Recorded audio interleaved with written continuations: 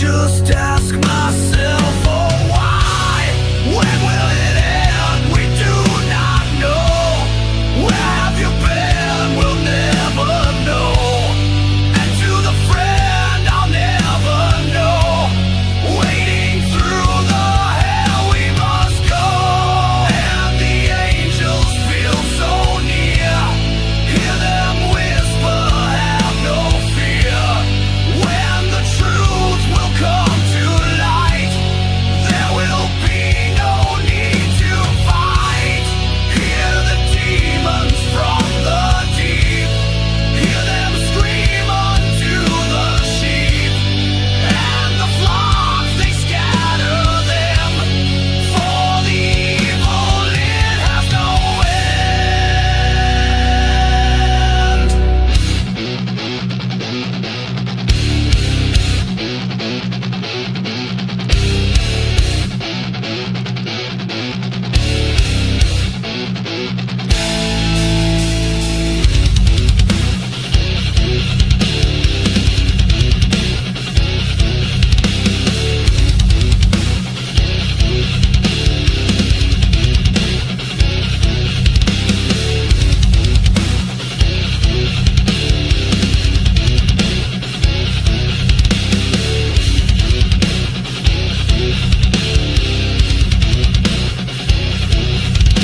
Wretched until the death, we fight them with our last breath. For the ones who close their eyes, it is the truth that they despise.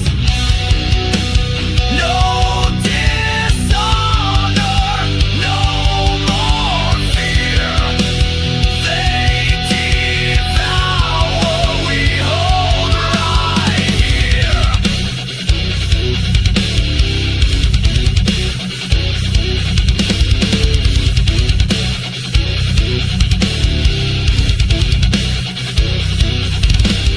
Hold the line, we will not break. The enemy will meet his fate. No compassion, no remorse. Now your ship has lost its course.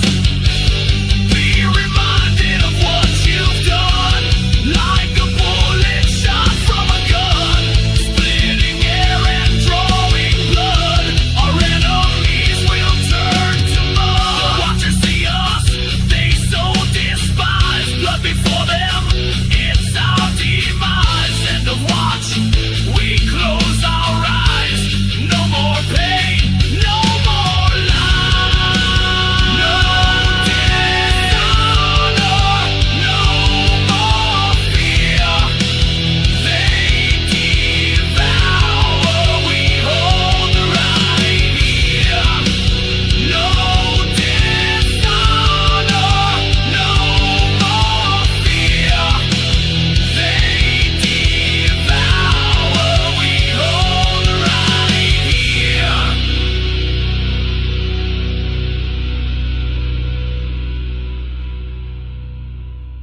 All right, welcome back, everybody. Welcome back. It's been a while. It has been a little while. Took a little extendo breako on coverage and news. I just been kind of burned out. I'm not gonna lie. My brain was kind of mush for a while. Yeah, you know, it happens. Happens to the best of us, I'd imagine. Been playing a lot of DayZ on my video game channel.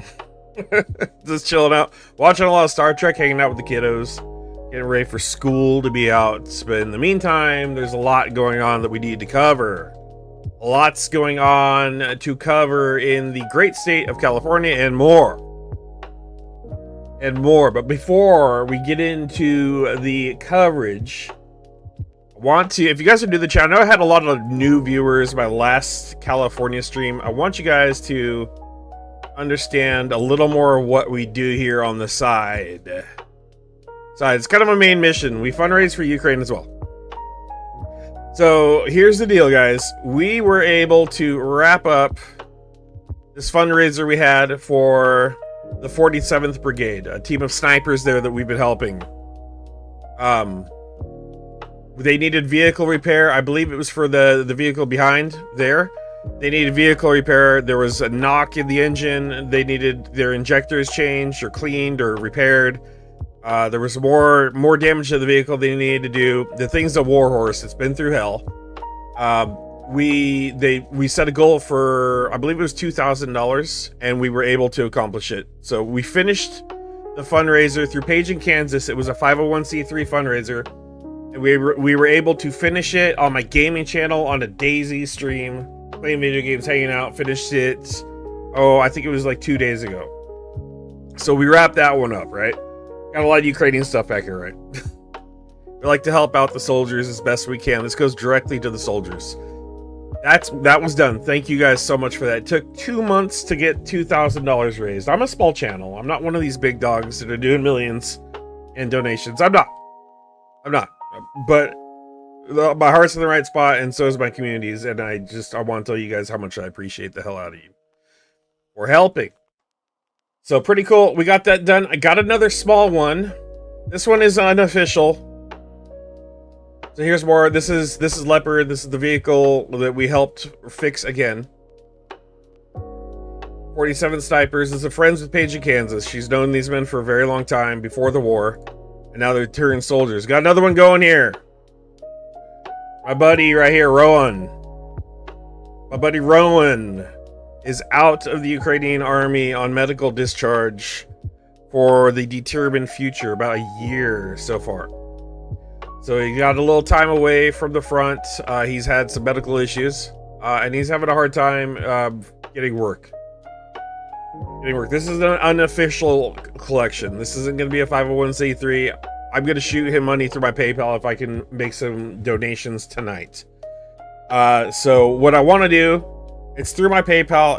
It makes it easier because Ukrainian PayPals don't have a link. You can't link anything. I'm just trying to do something small for him, like $200 tonight. The goal's $50. If we can raise $50 tonight, what I'm going to do is at the end, you need Discord. Well, you don't need Discord. You can send in PayPal, then get a hold of me some other way. But I'll need to get your information. Discord would be preferable. We're going to do a small little fundraiser tonight as well. Just a small one, a little raffle. So $5 gets you a ticket into the raffle. And I'll talk about this more tonight. This is going to be a long stream, so we're going to go on. It's going to be a small prize. We have a cool little window decal from Ukraine. This is from Ukraine. Volia Ukraini dvo smert. Freedom for Ukraine or death. Right here. Little cool window decal support.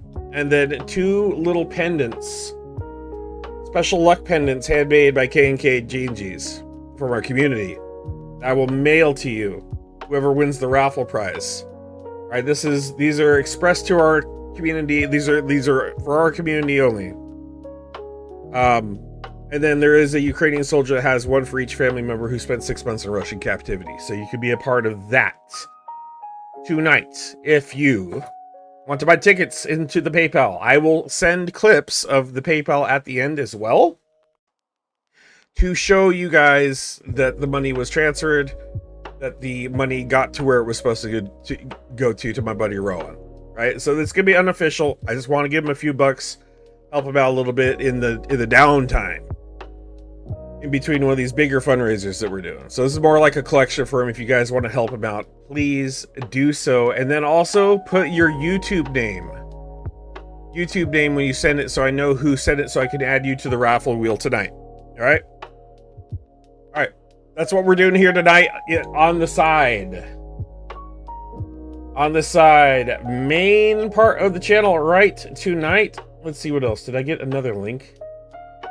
Okay, I think we got a link. Also, before we get into it, yeah, we got another side.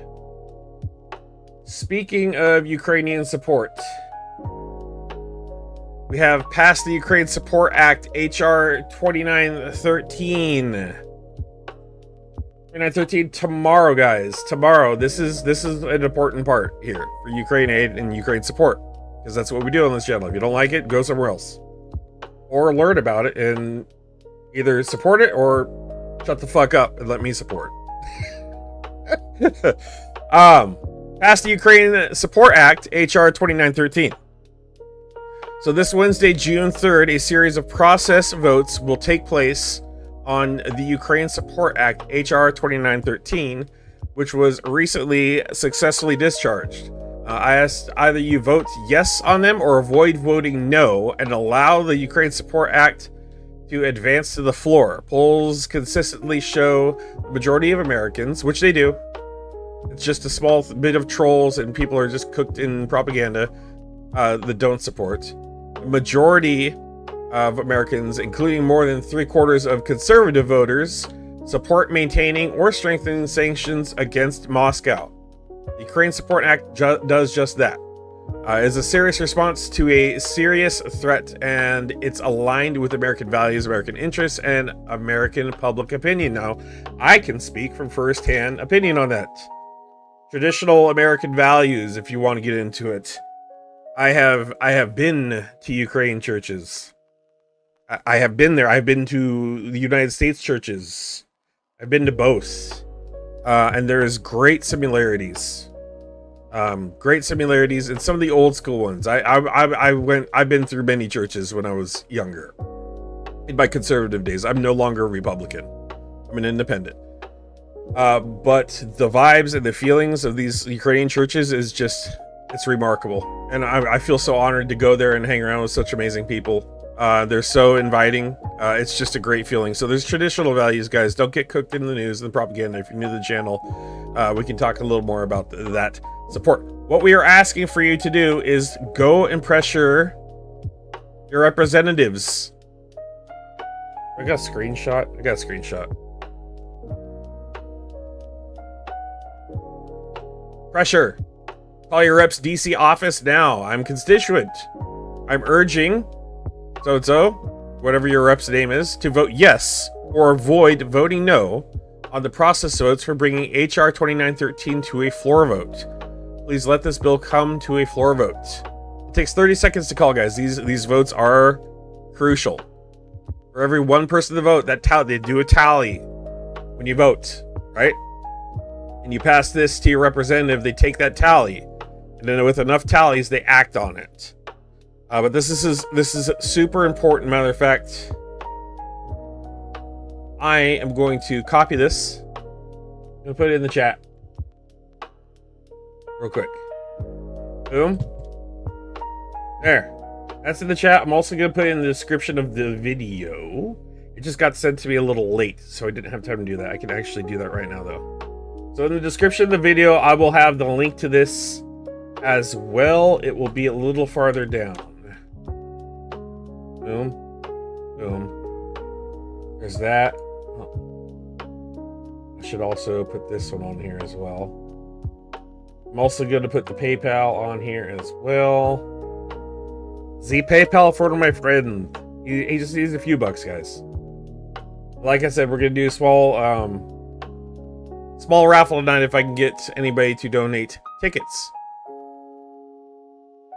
Okay, that is it. We'll talk more about that. Again, I will keep plugging that throughout the stream. Bear with me. Bear with me. All right, let's get into it.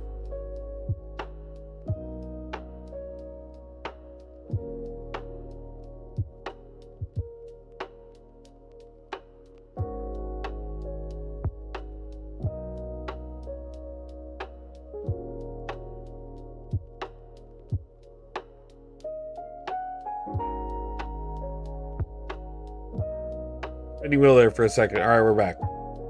Hey, Titan, good to see you. Good to see you. Like I said, we are doing a small little gathering. All right, small little gathering for Rowan. We'll get into that. Let's take a peeksies in. So I'm going to talk a little bit. The primary focus that I'm going to be covering is on California. And let me cut the music. There's three particular candidates I want to cover because I feel like they're going to be the front runners. We don't have the polling data in. The polls are not closed yet. The votings are still coming in. The voting stops at 8 o'clock here in California. That will be in less than 45 minutes. But there are three front runners right now. It's looking like as far as who's going to be the lead. That's from polling data. It's not from voting, so we don't know. I could be wrong. And if I'm wrong, then we'll pull up more information on the other candidates as well.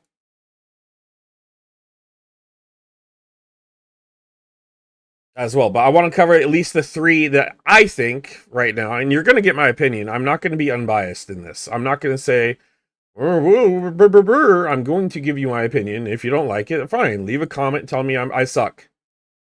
I had plenty of people tell me I suck in the last time, and I was okay with that. Actually, I'll share that with you.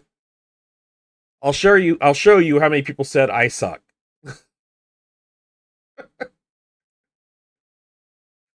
How many people say this guy? He sucks. I'm okay with not being 100% accurate. Not accurate. I like being accurate, but I don't mind being wrong and admitting if I'm wrong. Like I was wrong about Eric Swalwell. I thought he would be a great candidate. Turns out he's a goober. But look at this. We did round 2 California governor debate night here, and we had 38,000 viewers on this live stream, right? 38,000. Now, I did not get ratioed. I almost got ratioed. I believe the percentage was 45% disliked the stream and 55% liked the stream. So for me, that's good. Got a ton of subs, had a ton of viewers, the biggest one I've ever done by far. And oh my God, did I get shit on for expressing my opinion about both sides. About Bianca. Can't stand Bianca. About Hilton. Don't like Hilton. Katie Porter. Mahan. Don't trust him. Well, Porter I trust a little more. I just don't think she's right for California. Mahan and then Steyer. Everybody came at me except for Becerra, because at this point I was still, in my mind, I think Becerra might be at least the most stable candidate. Now, I'm not saying he's perfect. I'm not saying he's the top pick for governor of California. I'm sure we could find other people in there that will qualify better, but he is running, and for now, he seems to be the most qualified who is running his polling. Because I don't want to see a Trumpian or a MAGA's Law guy on there.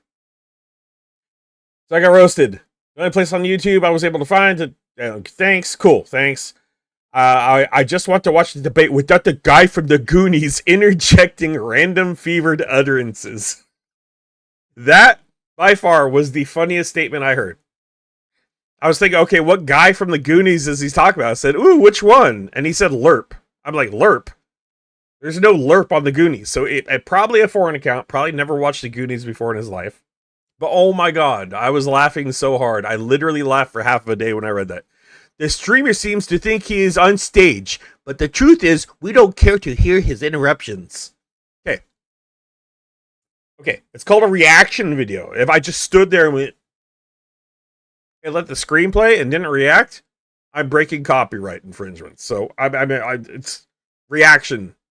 You're coming here to listen to me react to video, okay? The fact the streamer that has audio of his own voice louder than the debate is infuriating. The narrator is extremely annoying, speaking over the monitors and candidates. We aren't here to listen to him loudly speak over the stream constantly. Oh my God. And then people got sick of hearing about, Becerra's parents, blah, blah, blah. The channel is operated by a fool. But you came here anyways. The streamer is not that bright. Dumb as a doorknob. Okay, fair enough. I might be. I've been paying attention, so that makes me a little smart. A little bit, right? Gas and Cali is the highest, blah, blah, blah. 2 Republicans that agree with each other and 5 Democrats who are not even on the same page. Okay, so with that, I have to say, from what I have seen so far, that would be a pretty correct analysis.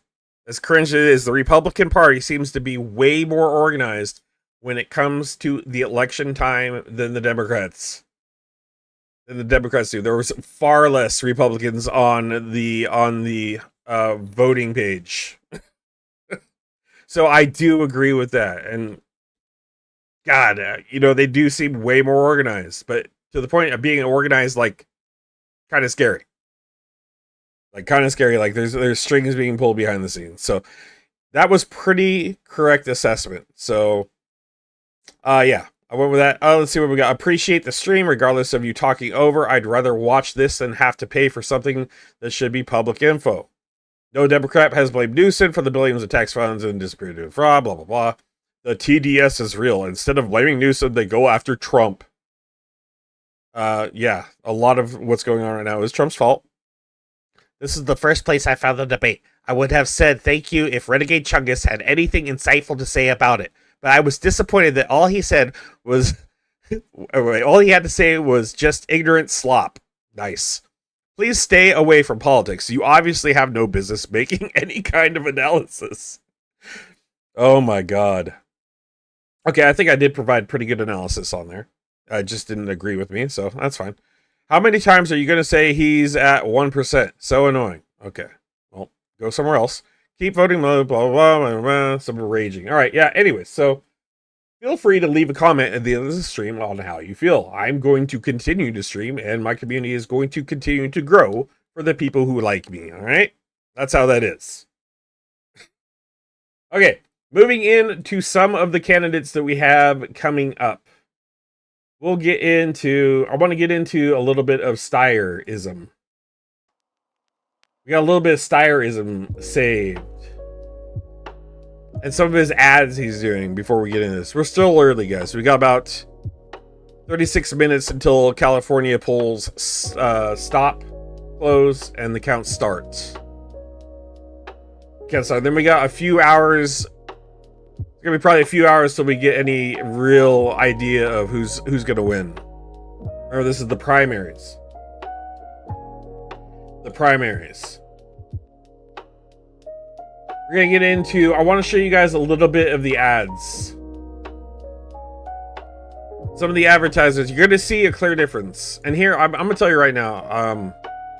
Not a big fan of Tom Steyer. I'm a less fan of Hilton. And Becerra, he's okay to me. He's okay. But the style of the advertisements, you can see a clear difference in, like, their smear. The Steyer's just trying to smear the shit out of Becerra. Straight smear campaign. We're gonna get into it.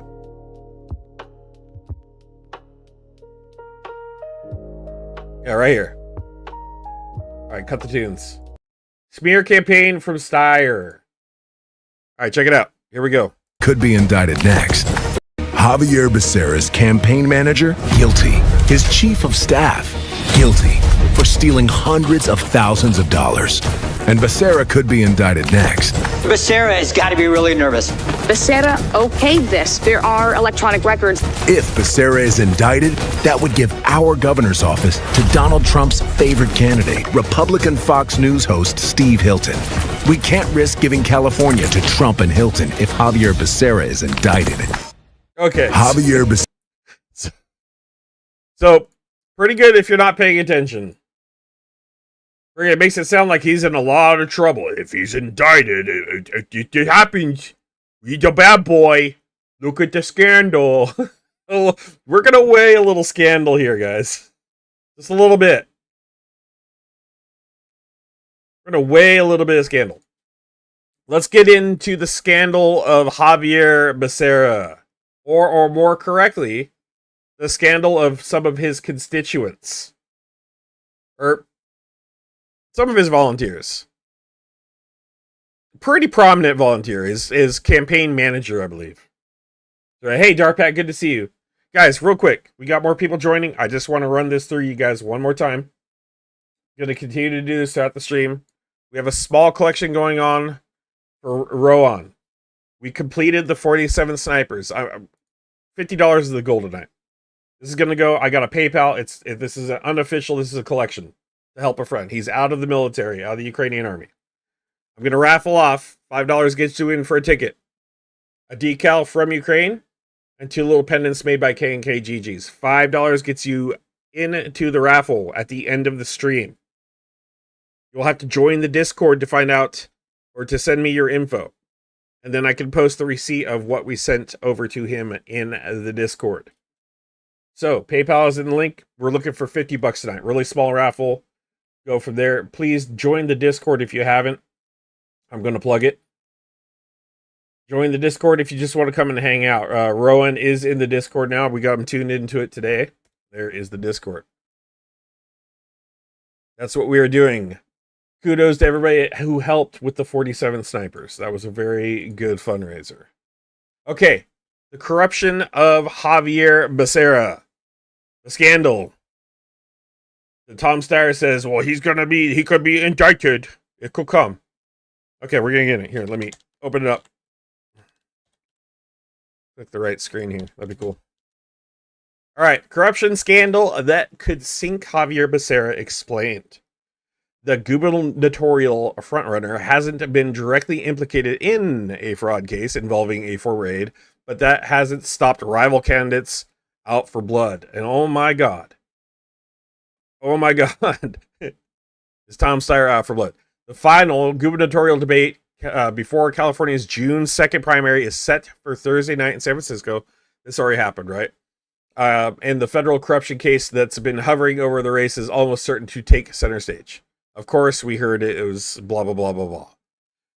So what's this all about? So in November 2025, federal prosecutors indicted Dana Williamson, a Sacramento power player who served as Newsom's chief of staff from 2022 to 2024 on 23 counts of fraud and related charges. The indictment alleges that Williamson co-conspirators took about $225,000 from a dormant campaign account belonging to Javier Becerra between April 2022 and September 2024, when Becerra served as President Joe Biden's Secretary of Health and Human Services. Prosecutors allege the money was funneled through consulting invoices for work that was not performed, with payments directed to the wife of Sean McCluskey, who was Becerra's chief of staff in his cabinet role. They also say Williamson filed years of fraudulent tax returns, claiming deductions for handbags, jewelry, a luxury resort stay, and private jet flights. McCluskey has pleaded guilty to conspiracy to commit fraud and is cooperating with prosecutors as part of a plea agreement. Lobbyist Gray Campbell has also pleaded guilty. According to McCluskey plea agreement, the scheme began after he took the chief of staff job under Becerra, which resulted in a major pay cut. So, Williamson was due in court in timing that is entirely coincidental, but will not go unnoticed by Becerra's rivals. Williamson had a federal court hearing scheduled for Thursday in Sacramento, the same day as the final debate. Williamson pleaded guilty Thursday to conspiracy to commit bank fraud and wire fraud. They can't make that up. Like, that is completely accidental. 100%. It has to be. Once you get a court date, that's it. Williamson pleaded guilty Thursday to conspiracy to commit bank fraud and wire fraud. The court appearance is bound to invite increased scrutiny from other candidates, which it has. We've heard it all. Williamson's court appearances have delayed by a significant health issue. A liver transplant in early 2026 postponed several hearings. So what do the feds say Becerra knew? Okay, this is an important part. The federal indictment identifies Becerra only as a public official one, the owner of the account from which the money allegedly was taken, rather than a participant in the scheme. That makes him a victim. It was taken from his account. His name was on it. He had nothing to do with it. He was not indicted. Rule and law still matters. Does it look like shit? Abso-freaking-lutely. But in the grand scheme of things, a $225,000 scandal in today's political environment is fuck off. I don't care. I absolutely do not care that some asshole tried to take $225,000 out of an old account from a politician. Compare that to the global scale of corruption that we are seeing out of the current administration and tell me that matters. At all. I could give a fuck less. Okay? I couldn't care. Hell, I probably wouldn't care even if he knew a little bit about it. But he didn't. Right? I would care a little. I would. It's a small amount. It doesn't make it right. But there's certain aspects that make it understandable. It's still wrong. Completely wrong, but $225,000. Let's talk about how much Trump and his family have enriched themselves in the last year and a half. Let's compare numbers. So, following the indictments released, Becerra confirmed that he was public official one and said the news was a gut punch, adding that he has voluntarily cooperated with the Justice Department's investigation from the beginning. Okay? So there's a lot of scandal, blah, blah, blah, blah, blah, blah. His name's there, of course. That sucks. Hell, at least it wasn't in the Epstein files. At least it wasn't in the Epstein files. Okay, so Becerra also states, if I have been involved, the U.S. attorney would have had me in indictment. I was not involved. Becerra said at the May 5th gubernatorial debate hosted by CNN. The indictment does not allege that Becerra knew about or participated in the scheme. That hasn't stopped political opponents from casting the case more broadly and often blurring the line between Becerra being named in an indictment and being accused of wrongdoing. To continue, the story first broke in November. The early attention focused largely on Williamson's ties to Newsom, whose office issued a statement distancing the governor from the case. As the 2026 primary has tightened and Becerra has emerged as surprise Democratic frontrunner following Representative Eric Swalwell. God, that guy. Swalwell's resignation, his rivals had more incentive and more airtime to try to make the scandal stick. Swalwell really screwed everything up. Swalwell really, and if I'm going to be honest, Becerra is a default candidate for me from the Swalwell fallout. That doesn't mean he's not necessarily the right candidate. By far, he does have a ton of experience. There's a ton of good things about him. He's very charismatic. He does appeal to me as being a local Sacramento guy. He's not a super rich dude. I think his net worth is like $7 million. And compared in the world of politics, that's not a lot. And his wife has a really good job in the medical industry, which would, I mean, in Sacramento, $7 million is not a huge amount of money for someone who is in politics and their wife is has a pretty good career in the medical field. That is actually probably a good average number to look at. Not like Tom Steyer, who's a billionaire running for governor. Okay, so where the hell was I? May 5th debate marked the turning point. Steve Hilton was noticeably aggressive, claiming that Becerra was mired personally in a corruption scandal, while Antonio Villaraigosa, the ex-mayor of LA, who is clearly a plant, questioned Becerra's judgment. At the final debate on Thursday, the issue is likely to surface earlier and more forceful. So who's piling on and what are they saying? Blah, blah, blah, blah, blah, attack, blah, blah, blah, blah, blah, blah. So that's pretty much it. Becerra was not charged with any scandal. And as far as we should be concerned from a legality perspective or point of view, he has no pending charges. There's no indictments. But that doesn't mean that something can't be made up. Even a made up, trumped up indictment isn't going to stick. So that shouldn't be a calculation in how you vote, for my opinion. All right, that's what I have on Becerra. I want to look a little bit at his campaign ads as opposed to the one we saw, the smear campaign from Steyer. If I can find my tab, here it is. We'll pull up the tab. So he's got a way different style, Mr. Becerra. This is pretty good. This kind of hits for me. This is his ad campaign right here.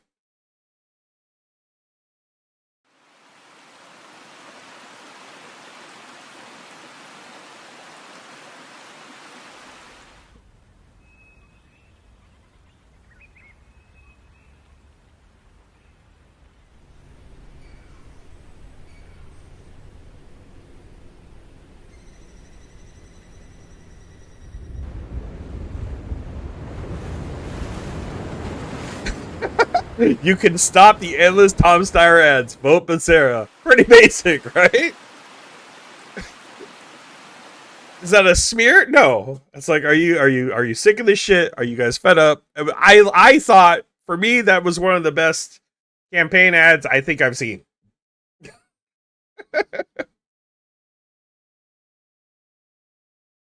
Darpat, 2 tickets, got you. Putting in the graph right now. All right, we got 2 tickets already, guys, to the raffle. Let me throw you in to the screen.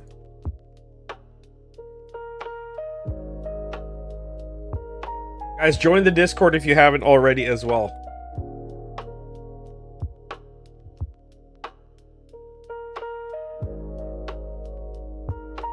Checking. I'm going to check my PayPal real quick, guys. It's going to be a long stream, guys. So if you're looking for super action-packed, news-filled scrosh, I don't have one of those cool little news readers on the bottom. I got that guy pointing at some shit. All right, let's see. All right, we got 2 tickets into the raffle, guys. 2 tickets in. $5 gets you in to the raffle for my buddy Rowan, who is out of the Ukrainian army and recovering and having a hard time with work right now. He's got a lot of war fatigue and he is sleeping. He needs time to chill. And I knew he would. I've never been to war, but I know enough people have been to it, and just the little bit they have seen, they have needed time when they got out of the military to gather their senses. So we're just doing a small collection. $50 tonight, I would be stoked, guys. PayPal is pinned in the chat. Okay. So we saw a little bit, let's see, we got a little more of... We got a little bit more of Becerra. Some of this shit's cringe, I'm not gonna lie. Like, some of this is cringe. And we're getting a little more Steyer's campaign. This shit is fucking... Nothing like have a billionaire sell you a dream. All right, here we go. Radical idea. This race is simple. It comes down to one question. Do you want a California for corporations? Or do you want a California for Californians? I'm running for governor because I believe in a not very radical idea that California should work for working people. Your vote is not for me. Your vote is for a better California. We can show them that single payer is possible and home ownership is achievable and that corporate monopoly power is not inevitable. We can close corporate tax loopholes to fund our schools and healthcare. We can make polluters pay instead of Californians having to pay at the pump. We can take on Trump and we can prosecute ICE. California deserves a change. That's what I'm running to deliver. A California that works for working people is possible, but only if we vote for it. Let's win this thing. Oh god, that's so fucking terrible, dude. Okay. All right, that's Tom Steyer, Democratic billionaire. Democratic billionaire who wants to smear the beloved Javier Becerra of many Californians, guys. Billionaire. Let's get into a little bit of the topics of his life and his scandal. His scandal rules these days, guys. Scandal is everything when it comes to who is what in politics. Billionaire, philanthropist, and 2026 California gubernatorial candidate Tom Steyer has faced several controversies ranging from campaign and regulatory scrutiny to his past business investments. Notable scandals and controversies include FPPC social media investigations. Steyer's gubernatorial campaign was investigated by the California Fair Political Practices Commission over allegations that it failed to properly disclose payments made to social media influencers. While Steyer's team argued payments were for time and work, and that the influencers were independent businesses, watchdogs flagged missing paid partnership tags on platforms like TikTok. TikTok. Past private prison investments for Mr. Steyer. So we'll bring up the freaking.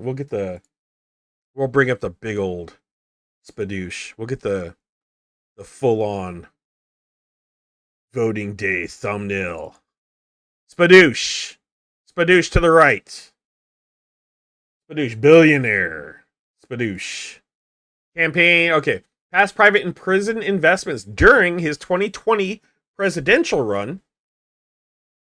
2020 presidential run and 2026 gubernatorial campaign, critics and rival politicians strongly scrutinized Steyer's past role as founder of the hedge fund Farallon Capital.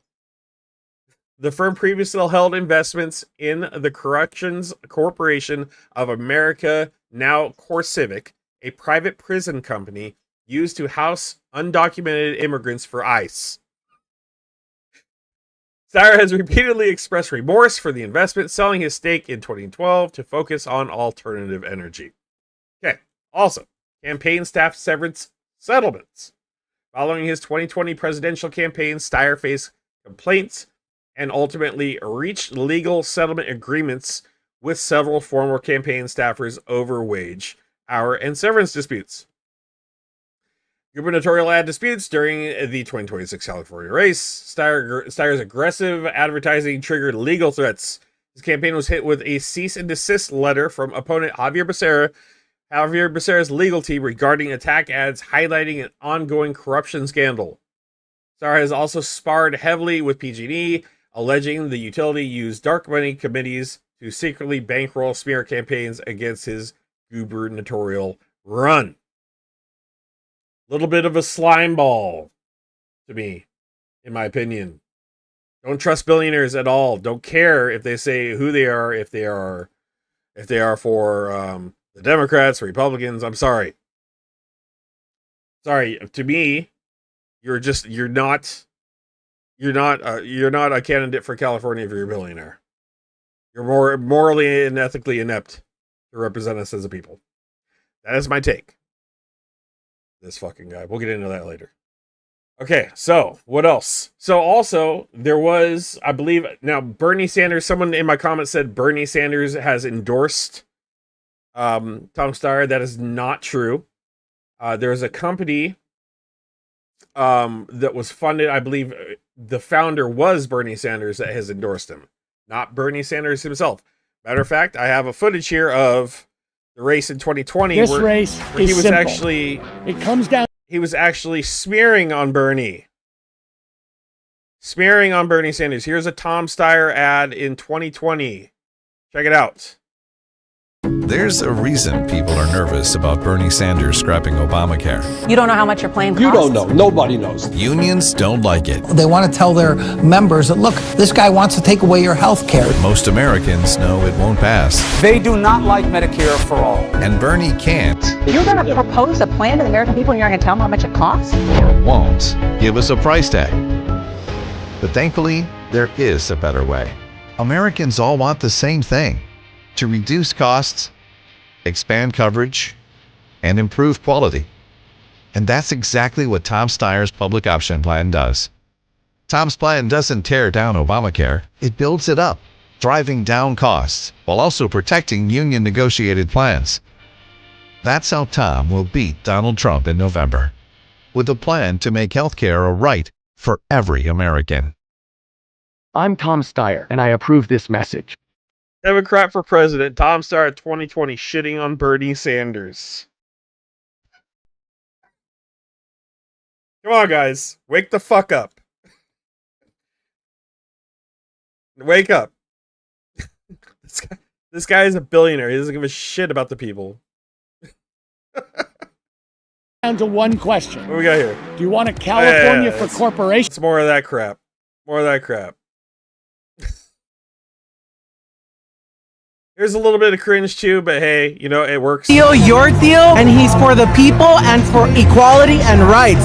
So get out there and vote for Theo because it matters. We support Javier Becerra because he is always standing with the young Dems. Because Javier has a A vote for Tio kind of gives me a vote for Pedro Fuel from Napoleon Dynamite. I'm not like this These campaign ads are kind of buns. Attended so much of our meetings, provided us funding, and he truly talks to every single chapter. Salgan a votar el 2 de junio para que así podamos ganar y tengamos por primera vez un gobernador latino. We have been fighting for decades just for the right to even have representation in our own state, and so let's continue that tradition. And I'm voting for Javier Becerra because he can be the first Latino in 150 years to govern this state. As a college student at Long Beach City College, he's a fearless leader that we need in our governor office. So I'm telling all the students to make sure we vote. Javier Becerra is our next governor, and he's gonna make California the wonderful state it's supposed to be. I'm voting for Javier Becerra, not for me, but for my children.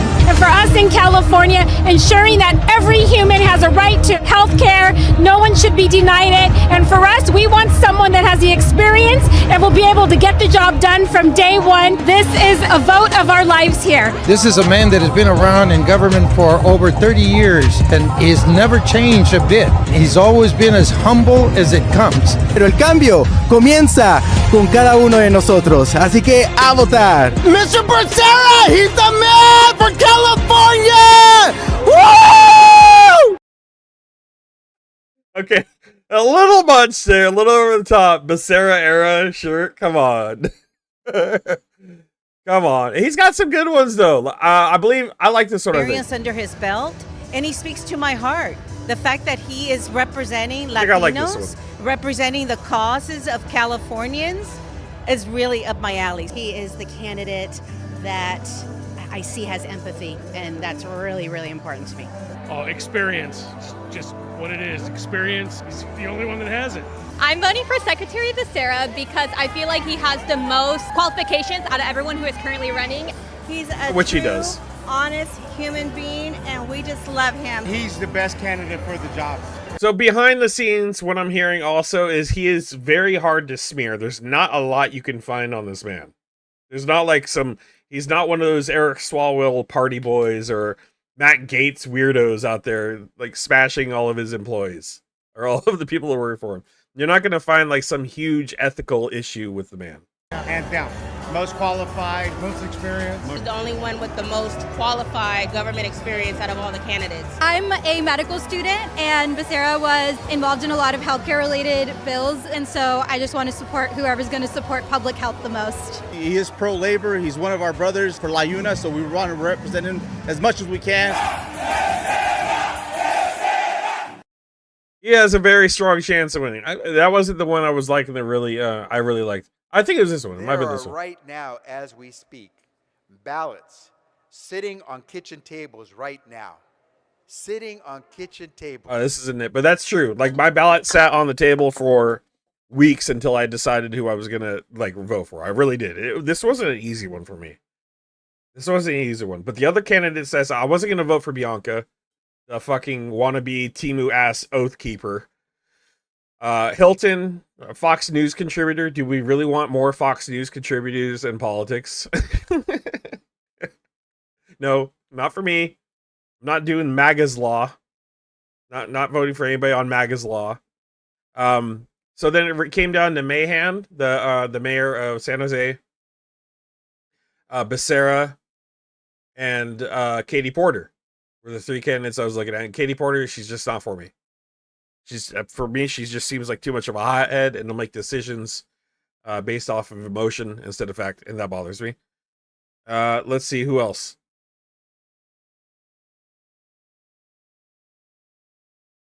Yeah,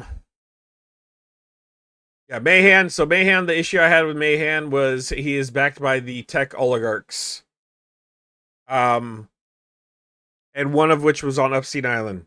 And he's trying to do the Building a Better California initiative, which I have concerns about overloading the infrastructure and rolling back on the taxpayers in California. There's a lot to it. They want to do affordable housing. They have all this great ideas. It's not going to cost us a dime, but then when you look at it, it'll overload the infrastructure, and all that is going to fall back on the taxpayer. And we have issues already in the state with overloaded infrastructure. If you go through my city, my roads are destroyed. My roads are trash, terrible. When they come and fix a road, they pave over dirt.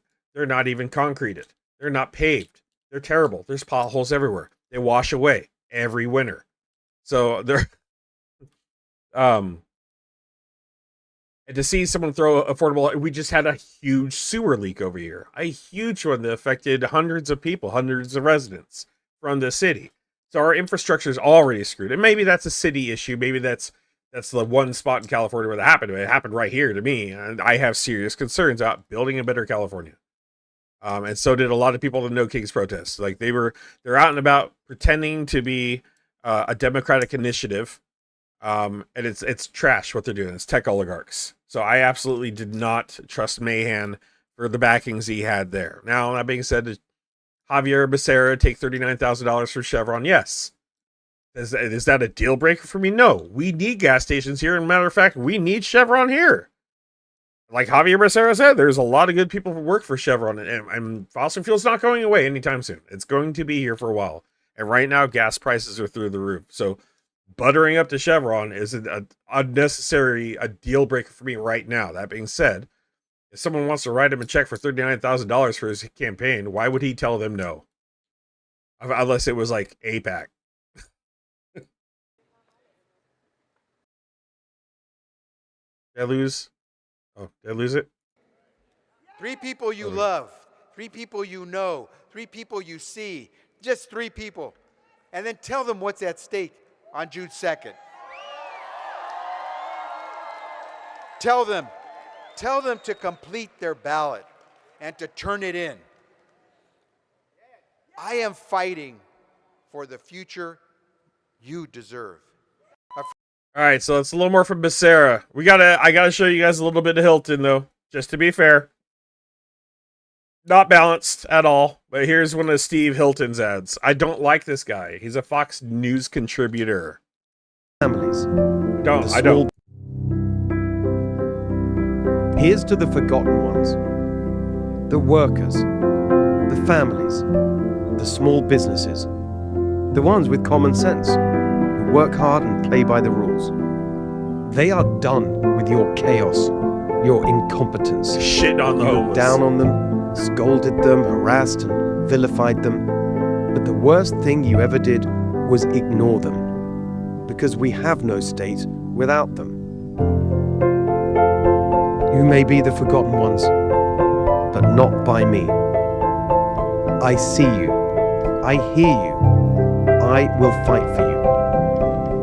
Because the people who know California needs change are the ones who will make it happen. Vote different. Vote Steve Hilton for governor. Terrible, dude. They're endorsed by President Donald Trump Poopy Pants himself, guys.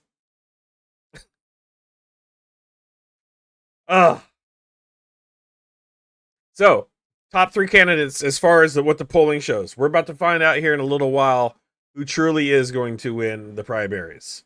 Right now, from what I see in the polling data, Becerra has a lead, but who knows? Polling data and actual voting could be completely different. We don't know for sure. But yeah, that's pretty cringe. Could bring all of... Okay, so this one, I actually kind of like this one. As far as campaign ads go, this one is okay. A little cringy at moments, but at the end, it hits the heart a little bit. The public office should not just go to the highest bidder. One candidate could bring all of California together. I saw his amazing leadership skills, his intelligence, his integrity. What we do need is a governor with a track record for fighting back. He is the only candidate that has went above and beyond. And we can't back down when the pressure's on, and Javier Becerra is the kind of governor we need. When the pressure's on, he's going to be there for us. Javier has never changed. He's one of us. Every person in this room is under a call. And that call is to vote for Javier Becerra for our next governor. Call your friends, call your family. To make sure that Javier Becerra gets to the capital of Sacramento. Please join me in welcoming our friend and California's next governor, Javier Becerra. One of our opponents has $1 billion in a checkbook. We have something better. We have nurses. We have teachers. We have firefighters. We have janitors, we have doctors, we have longshoremen, and we have tradesmen. We have dreamers, and we have people who have never held a sign at a rally before. But they're here tonight because they know what's at stake. We have you. Now let's go get this done. June 2nd, let's all vote. Thank you very much. Cringe, yes, but a little less cringy in my mind, yes. Well, like I said, I probably have a little bit of a bias there because he's also a Sacramento native. So yeah, okay, Northern Cali boy, running for governor. Ah, man, okay, yeah, I have a little bit of a bias, and I'm not afraid to express that. Okay? All right, moving back into it. Guys, while we are waiting for the polls to close in my great golden state of California, we have a very small collection going on for my buddy Rowan, who is now out of the Ukrainian armed forces due to some medical issues. We have a small collection going for him, $50. My PayPal, I'm just going to forward it to him. I will screenshot the forward and all the transfer, whatever we make tonight, to him, and I'll post it in Discord in the raffle screenshots. All right, we have a raffle. This particular decal right here, Volya Ukraini do Smert, is from Ukraine. Ukrainian decal. And a pair of pennants by K&K G&Gs. These are rare. These are only for our community. Only found here. $5 gets you a ticket in the PayPal. Make sure to let me know who you are. Goal tonight is $50. $5 a ticket. I will put you into an Excel sheet at the end, and we will roll a random number generator, and we will go from there. So, please get ready for that. All right, next. Back into it. We're going to jump into a little news here. I want to see what the polling data is, what we're talking about here. So this looks live. California polls close in 30 seconds. They're going to jump over and probably leave some commentary to that. So we will lead into that next. Next, how's everybody doing?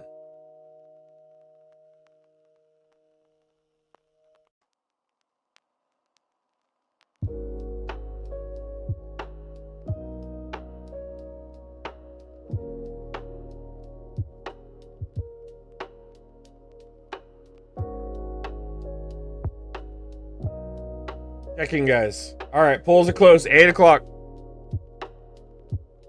In the West, and polls have just officially closed in California. We are moments away, maybe 2 minutes, maybe 4 minutes from seeing some of these numbers come in. And all eyes are on the races for LA mayor and California governor. At this point, we want to see where things stand right now.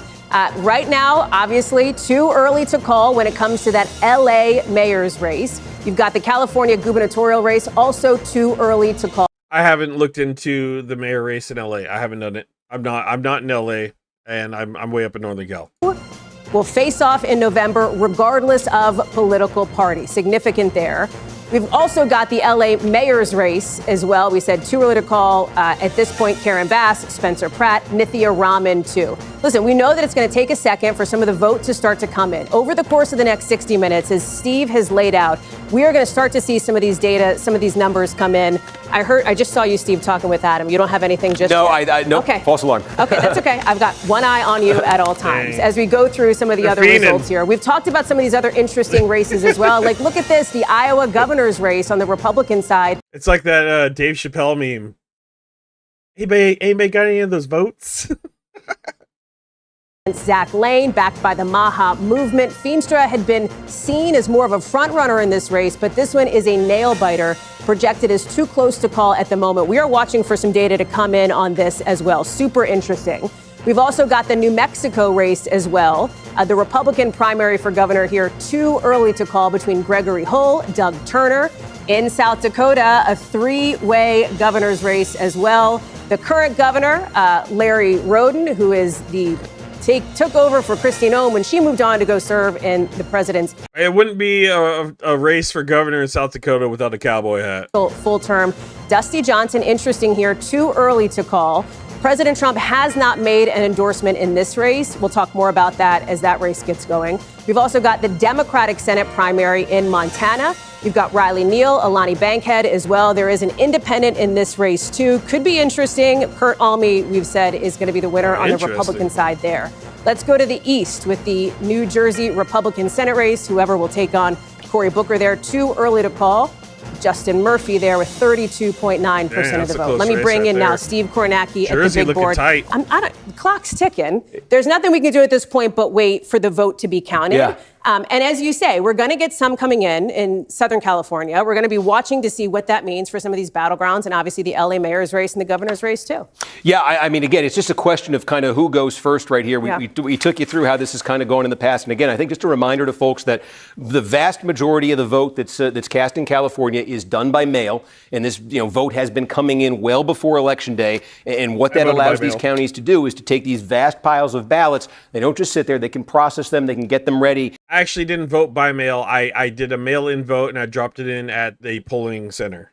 So they have little polling boxes where you can drop them in at. It's really convenient. Is going to be that. And then the next phase that's going to layer in on top of that, again, we expect this within the first hour, 90 minutes in most of these big counties, is going to be the vote that was cast in person. A lot of folks went, not a lot, but some folks went in person today and did it. Some folks did early voting in California. So that gets reported next. And generally what that'll do in the first 90 minutes or so is get us close to about two-thirds of the vote statewide counted. The question at that point will be is there enough clarity to know, as you say, a top two race for governor? Do we know, is there clear separation between the top two and everyone else so that we can... Hostage situation.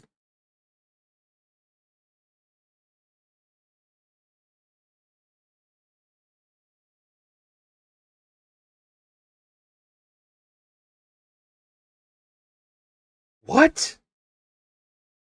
Suspects barricaded with hostages in Southern California bank? What? Bakersfield. Let me look into this. Talked about it with Ryan and Garrett. And it's an interesting dynamic here because I think Republican voters make up about 15% of registered voters in LA, 55% Democrat. But Donald Trump, President Trump, got something like 26% of the vote in LA back in 2024. He was able to get 26%. Karen Bass, when she ran in 2022, she defeated Rick Caruso, who had been a Republican at one point. She tried to make that an issue against him. He was able to get there into the mid-40s in that race. Democrats, though, did something in California and Los Angeles a few years ago. They changed the date of these mayoral elections. They used to be in off years. They used to have lower turnout. They'd be in like odd-numbered years. So Los Angeles elected a Republican mayor in 1993 and 1997. That's right. Richard Riordan, was his name for folks who remember that clearly. Hallie does. And, last Republican to win the mayor's race in LA. Correct. So it looks like Bakersfield, California, there's a standoff at a Chase Bank. Looks like there was a bomb threat that was initiated and then a standoff. Some people were able to escape. Bakersfield police at 1 p.m. Local time, officers were dispatched to report of a bomb threat at a Chase Bank branch downtown. Police said the officers arrived to find a man who had barricaded himself in the building with several community members. Some people were able to escape, police said. All the buildings in the surrounding area were evacuated. Police responded with SWAT teams, hostage negotiators, and a bomb squad. Early Tuesday evening, Bakersfield Police Sergeant Eric Saladin said in a social media video that the suspect had agreed to release one of the hostages. Through negotiations with the individual inside, they were able to negotiate the safe surrender of one of the hostages inside the building, Celadon said. The rest of the people inside the bank were in good health, according to Celadon. The approximate number of people still inside the building is unclear. Identify the suspect in the exact circumstances led up to the standoff were not provided. We're still working to resolve this as quickly and safely as possible, Sullivan said, adding that the public should stay away from the downtown area. The best way the public can help avoiding the area, blah, blah, blah, blah. Wow. Interesting. I'll keep an eye on that.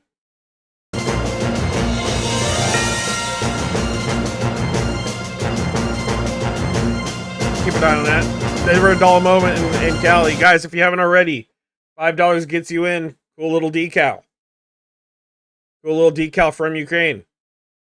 And then, of course, 2 little pendants from our community from KKGG's community member who made them. This is going for a small collection for Rowan. He's out of the military, just needs a few bucks. Having a hard time with work right now. He's spent a lot of time just getting used to regular life.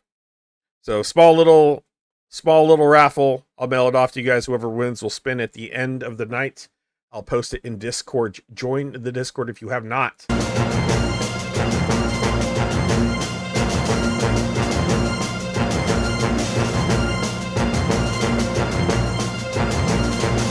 Be right back. I'm gonna get some tea. Give me a minute.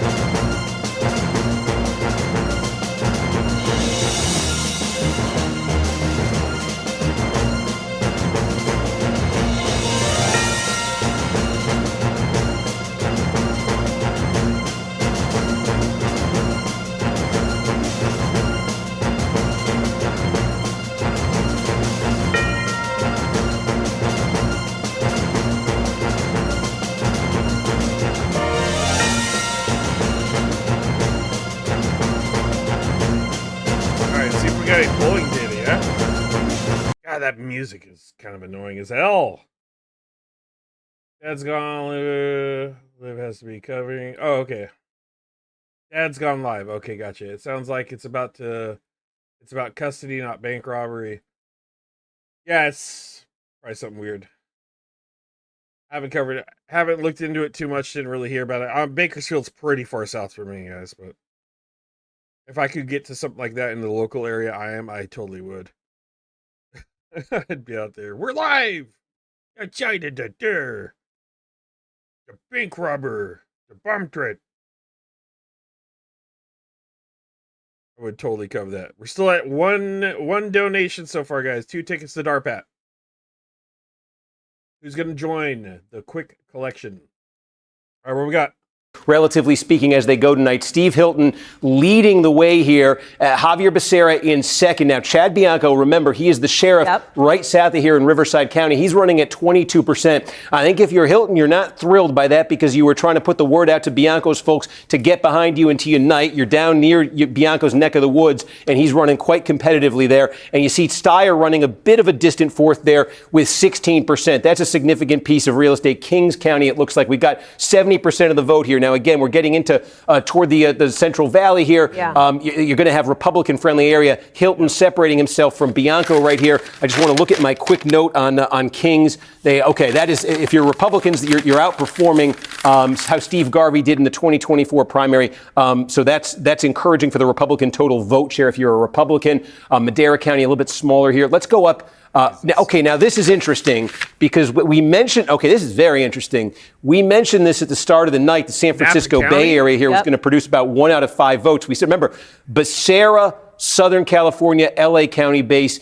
Steyer, more of a Bay Area base, we suspected. We're in the Bay Area. This is the smallest of the Bay Area counties. But take a look at this. Steyer is running behind Becerra here. Again, this is that vote by mail that came in before Election Day. Hilton, the Republican, leading here. Republicans don't typically do well in Napa County, but it does show, look, that Hilton's basically secured 3/4 of the Republican vote right here. But I think that's notable that Becerra's running ahead of Steyer right there. This is a giant one. Santa Clara County right here. The city of San Jose is here. Again, we're in the Bay Area. And again, wow, what I just said in Napa, multiply that by 10. Wow. Javier Becerra with almost a 10-point advantage over Tom Steyer. Again, in what we thought would be a relative strength area for Steyer. Also, by the way, Matt Mahan, he is the mayor of San Jose. This is probably as good as it's going to get for him tonight. He's 11%. He's a distant fifth right there. Really clarifying. Again, the polls were suggesting it had... Mahan getting freaking booted out of San Jose is crazy work. He's 10%. Forces a sense that the polls were directionally correct, that we may be looking at something between these three candidates tonight. And again, Becerra moving up into Northern California. We've seen two counties report from that San Francisco Bay Area, both of them giving Becerra an advantage over Steyer. Taking a look going down the coast here to San Luis Obispo County here, 40% of the vote in. Hilton with what kind of separation there? A little bit more than double what Bianco got. That's a combined vote for the Republicans of 45%.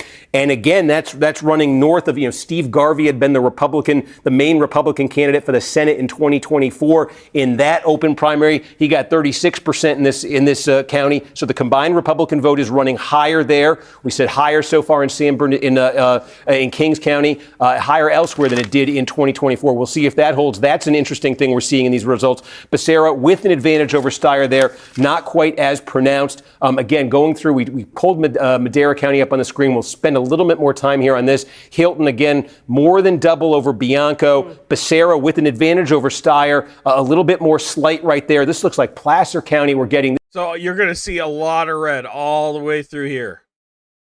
All the way through here, guys. And don't be frightened. The majority, it's gonna look weird in Cali. A big piece of real estate. Hilton. The majority of Democrat votes are going to come from the major populated areas along the coast. Number right there, and Becerra outpacing Steyer. So Becerra outpacing Steyer pretty much everywhere we're looking. You get up here, this is very remote, small, Northern California right here. This is an interesting test sort of Republican sentiment here because you are in sort of core. This is like Modoc County, Lassen County area. It looks straight out of the 1950s. It's scary as fuck. What does that do to the statewide vote? We've got 6% in right now. Hilton is leading statewide, but what that's added up to for Becerra right off the bat is a 40,000 vote advantage over Steyer, with Bianco sitting all the way back there at 14%. So Hilton running double Bianco's numbers. And again, I think the polling was suggesting something along those lines here. And Hilton, again, he was trying to get that Bianco number. He wants that Bianco number as low as he can. He wants to monopolize that Republican vote. And Becerra, though, I think that's notable given the areas that we're talking about. I think, these are the two biggest sources of vote that we've gotten so far here. San Bernardino County. And again, this is going to be like 5% of all the vote cast statewide tonight is going to come out of San Bernardino County. About 5% is going to come out of Santa Clara County. Those are the two biggest counties that have reported so far. We took you through some of the others that are also significant. But again, you can see it here in San Bernardino County. Hilton, he would like more separation with Bianco. But again, there's Becerra with an advantage over Steyer. Everywhere we've looked so far in that Democrat on Democrat contest, Becerra's had the advantage over Steyer. You could even look here. These are, smaller counties here. Becerra with the advantage. Nobody wants a fucking billionaire Democrat to run California. Nobody wants a billionaire in charge. That's crazy. So we're seeing this in one county after another. Hilton, Bianco, Becerra, Steyer. Steyer's got to start finishing ahead of Becerra in some of these counties. Now, again, Santa Clara, I think if you're Steyer, the worst piece of news you got so far is right there, because that's supposed to be your territory. It's going to have to change from around there. Explain, this is a Harris plus 40 county, right? I mean, Gavin Newsom won this by 42. Oh, the San Francisco Bay Area is overwhelmingly Democratic. The city of San Francisco itself, which is coterminous with we got Sacramento. Okay, so this is... sorry about that. Let's go right back in. Again, Sacramento County's huge. This is another 5%er, okay, in terms of the statewide vote. And look at that. Now, they get Democratic here. The Democrats should be doing well, but look at Becerra, 29%. Hilton, the Republican, 28%. Look at the separation there between Becerra and Steyer. I think that's the most significant we've seen so far. And then Chad Bianco running back there at 10%. Boy, if you're Becerra, between what you've seen so far, right here, sorry about that, right here I'm going to get that right here out of Santa Clara County, right here out of Sacramento County, and the fact that Everywhere else we looked at Placer County. So Sacramento is Becerra's home state for them to say, oh, well, look at Sacramento. Of course Becerra's going to poll better there. There isn't. So what that nets out to statewide is we now have it's his home city. % of all the votes in here in California in this primary. Hilton running in first. Again, doubling up. When I say doubling up, close to 28%, 13%. And the name of the game there for Hilton is he wants as much separation as he can because there's an awful lot of Democratic votes still out there. But Becerra, I think the story of the moment in these initial returns is right there. That advantage that Becerra has opened up over Steyer. And I think the key to that advantage, again, it's early, but the key to that advantage is it's not coming from the places that we automatically thought of as being advantage Becerra. In fact, some of it's coming from places that we thought would be the might be opposite. Steyer. That's exactly might be right. Steyer. Okay. Steve, I'm going to pause you for 1 second to sneak in the world's quickest commercial break as I see you looking at Monterey County. Fuck off commercial break. We'll bring up our own map. We're in the Chungus map via CNN. I want to go into it myself. Where to go? Okay, what do we got? Refresh. Sacramento. So Sacramento has a ton of Republicans, guys. It does. There's areas that are just completely redneckish. It's just how it is in Northern California. Becerra, 48,000. It's showing counts. Hilton, 46,000. Which, that sounds like Sacramento County. Honestly, it really does. Very mixed, diverse communities there. Everybody everybody gets along. I actually talked to Louie2C, who had an interesting conversation with one of her Republican neighbors about Becerra, and he had a hard time finding any fault in the guy as well. So there's a mixed feelings here. Lots. Becerra, it's mostly, a lot of it does have to do with policies. Becerra taking the Democratic vote in Sacramento doesn't surprise me. He's from there. Steyer getting his butt kicked there, that doesn't surprise me. Bianco, that doesn't surprise me. What I don't want to see is Steve Hilton and Tom Steyer going in a race together. It's the same turd. If you want to, you got a Democratic billionaire who's morally and ethically inept to represent us as a people. Then you have a shill, a MAGA's law shill. Speaking of MAGA's law, let's get into a little bit. Can we get into a little bit? What's Steve Hilton do? Republican candidate for California governor Steve Hilton has been linked to two main controversies. One not so big. The big one is the Epstein files. I can't make this up. Hilton was named in newly released U.S. Department of Justice documents tied to Jeffrey Epstein.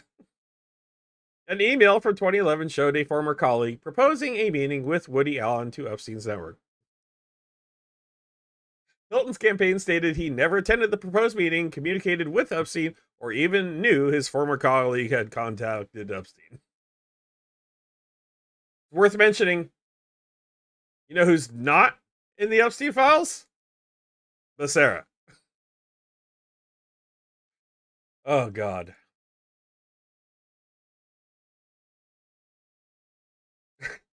Governor Hopeful Steve Hilton is named in an email sent to Jeffrey Epstein, though his campaign said the Republican candidate has never met nor communicated with the disgraced financier and accused sex trafficker. According to documents released by the U.S. Department of Justice, a former colleague of Hilton's sent an email in 2011 to a third man attempting to set up a meeting with Woody Allen, who has also been accused of sexual abuse. Steve and I really keen to meet up with Woody Allen, Rohan Silva, who worked with Hilton for former British Prime Minister David Cameron, said in the email. I don't suppose you know someone who knows someone who knows him, do you? Silva sent the email to a person named Ian Osborne, whose email address is redacted in the document. Osborne forwarded the message to Epstein. Just in case your friend Woody Allen is interested. If he is in London anytime soon, they would love to welcome him to number 10, Osborne wrote, referring to the Prime Minister's residence. If it's important to you, I will strongly encourage, Epstein replied, He normally only goes places that propose to help him fund his movies, hence Barcelona, Paris, Rome. Otherwise, he hates to travel. Silva did not immediately respond to Fox 40's request for comments. This is from Fox 40. A spokesperson told Fox 40 that Hilton had never met communicated personally with Epstein. Hilton's campaign also said he never attended the meeting with Allen that Silva proposed. Guys, come on. The fuck are we still doing here? What are we still doing here? We're gonna continue on with the Epstein mafia, or are we gonna do something else? We're crying out fucking loud, guys. Stop voting for pedophiles. Gap with Bass. Now, there's not a ton of people in the grand scheme of things who vote on Stop.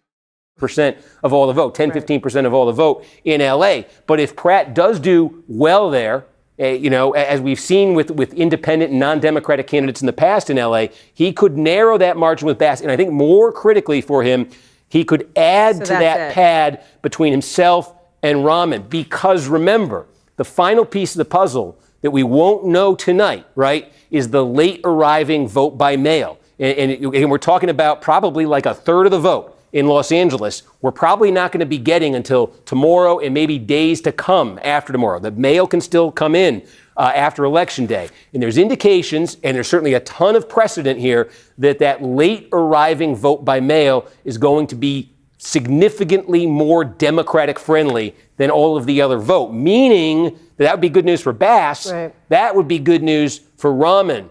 If she's going to come out of tonight behind Pratt, it's a huge if, but if she's going to come out of tonight behind Pratt, well, it's not a huge if at this point. She would then have an opportunity if she's close enough to catch him with that. But that is a 25,000 vote pad there. 8 percentage points that Pratt has managed to build with that vote by mail here. And if he can build that a little bit more with that Election Day vote, when that comes in, that in-person polling place vote, if he's able to expand on that lead, it does take you into territory. Look at a live watch right now. Javier Becerra has 26.7%. Steve Hilton, 26%. 599,386 votes to 583. And it's back and forth, guys. 26-26. This is neck and neck Becerra, Hilton currently. The theory of the case for them is if they get to a runoff and they get to a runoff with Pratt, does political gravity take control in Los Angeles? A Republican, for all the reasons we talked about before, the odds of a Republican winning in a city like Los Angeles, it was 75-25 for Harris. But that, who knows if it comes to that. But again, if you're Pratt, this is, I think, kind of what you wanted to see with this first update here. You've got some real distance between yourself and third place. The next thing you want to see is if you can expand that with what comes next and get yourself in a position where you're not sweating it out in that late arriving vote by mail. And if you're Karen Bass and you're just trying to get to that second round, you're obviously encouraged by what you see right here. I could care less about the mayor of Los Angeles. If I'm going to be truthful, guys, I'm going to divulge some information. I've lived in California my whole life. I've never been to LA. Not because I haven't wanted to go, I just haven't had a reason to, all right? Behave more Republican or more anti-Bass? I ask because I'm a Northern Cali guy. I've been my whole life.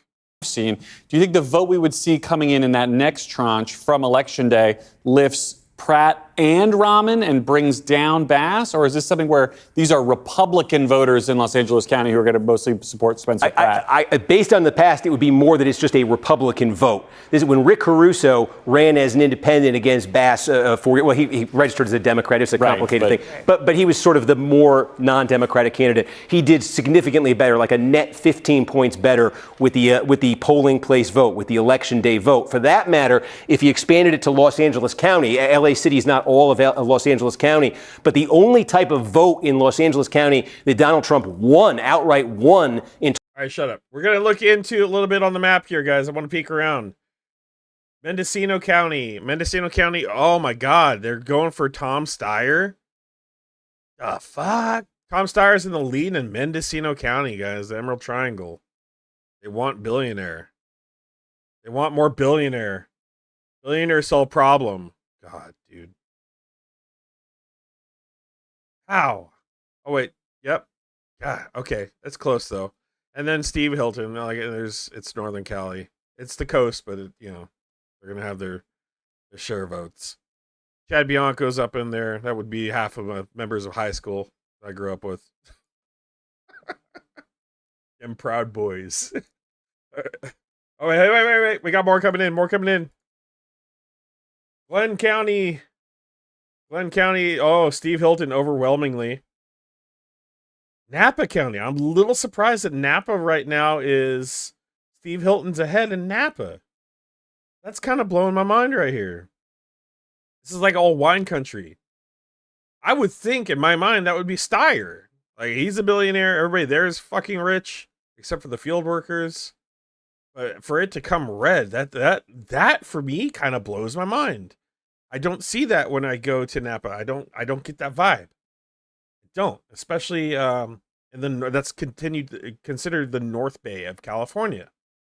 Placer County red, that's completely understandable. Steve Hilton, Nevada County, Placer County, Hilton, and Becerra. Becerra close behind.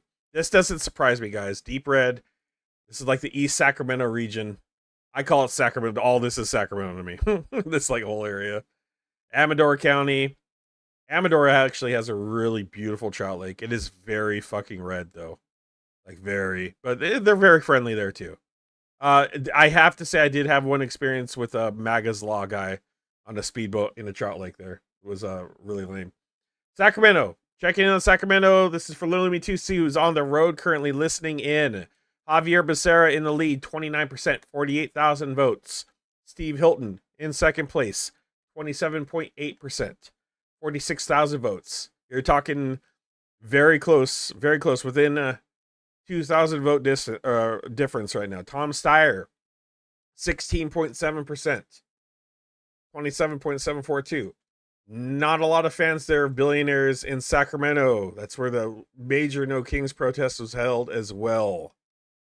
So let's go back into, I'm going to peek around on the map a little bit. We'll listen into this guy. Should we be putting into that? Understanding, obviously, that things are going to shift as we start to get that mail-in vote in. No, I think it's very significant what's happened right here. And I think the pattern is very clear because, again, we've been showing you county by county as it comes in. As a matter of fact, we just got, we've got Stanislaus here. This is, and Becerra, look, again, Becerra running well ahead of Steyer here. I think this is significant. I think the pattern is clear with this vote by mail. Now, it means two things if you're Steyer. Number one, are things going to turn around for you with the in-person vote? Is there some reason to think that Steyer is going to do better with the folks who went out and voted today or who cast ballots in the early voting, period in California? Is there going to be some kind of reversal there? He would need something like. All right, we got Los Angeles coming in, guys. Los Angeles coming in. Taking over Los Angeles, pulling it over. I can do better than this fucking guy. Los Angeles, we're looking at Becerra taking the lead, 29.9% in Los Angeles County. Tom Steyer, 22.8%. Talking 238,000 votes to 181,000. Third place, Steve Hilton at 20%, 165. Close behind Steyer. Chad Bianco at a 7.1. Very interesting to see that. That's actually a lot of Republican votes in Los Angeles. Very interesting. I wonder if the fire down there had some effect on that as well. San Luis Obispo coming in red. This kind of... Steve Hilton ahead in San Luis Obispo County on the coast. Things must be really fucking bad down there. I haven't been to Southern Cal in a long time, but to see red on the coast in any county, that is shocking to me. That is absolutely shocking to me to see Steve Hilton ahead in San Luis Obispo County. Somebody help me make sense of that. Stanislaus County red, Hilton, then Becerra. We got Merced County, Hilton, then Becerra. We've got, and this is typical red Central Valley. Fresno, Tulare, Kings County, all red, Hilton, Bianco right behind him, and then Becerra. Hilton, Bianco, Tulare, Fresno, Hilton, and then Becerra. Calaveras County, red. I get it. Like, the Central Valley here is extremely rough. A lot of poverty, and poverty leads to a lot of crime. There is a lot of gang activity. Lots of gangbangers in the Central Valley.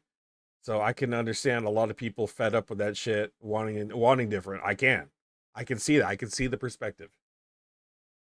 I can see the problems. I've been here. There's little small farm towns throughout this whole area that are extremely dangerous.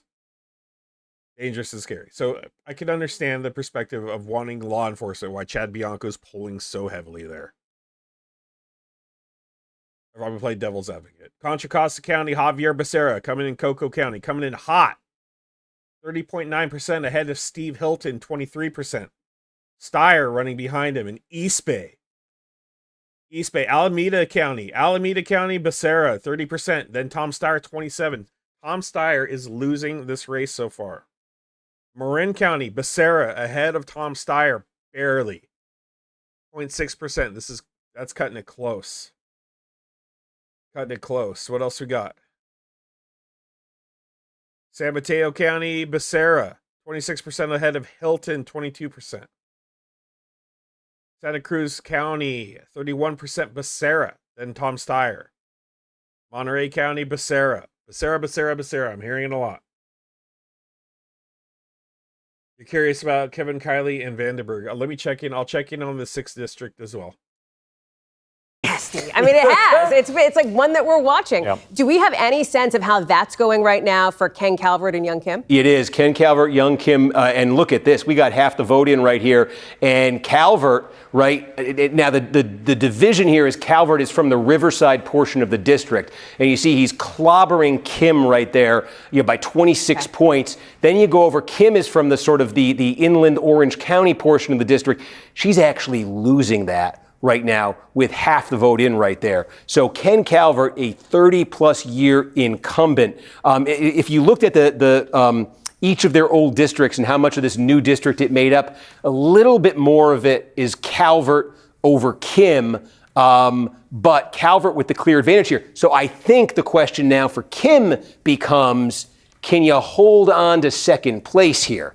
Can you advance to advance to the general election, and you would have a district where there's 2 Democrats, a very Republican district, but there'd be 2 Republicans running, and there'd be a lot of Democratic voters on the sidelines who then get to decide the race, essentially. Mm-hmm. And there's some school of thought here that Young Kim would be more appealing if it's a 2 Republican general election, that Kim would be more appealing to those voters than Calvert. And we covered the 6th district a lot. Matter of fact, Tyler and Vandenberg, I was trying to get them on the channel. We couldn't make the time. Unfortunately, right now, it's looking like Kevin Kiley is slaying.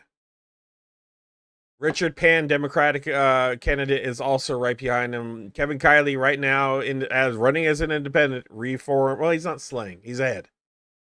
24.9%.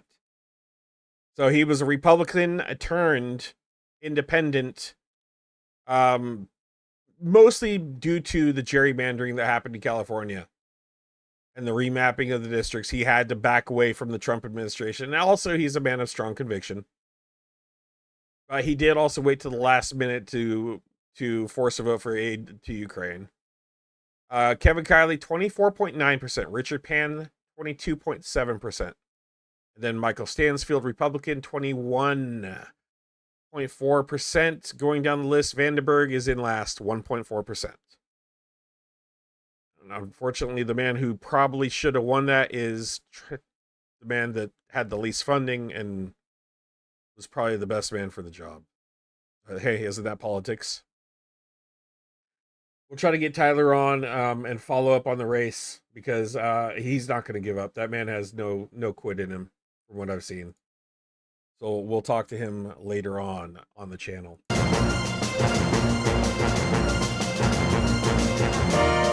If I Adam, can, is it good or not?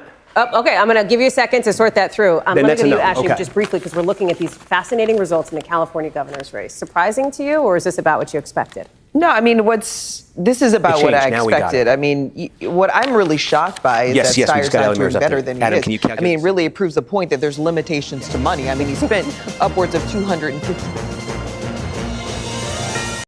Okay, they're doing some weird shit on CNN. It looks like they had their mocha javas this morning, guys.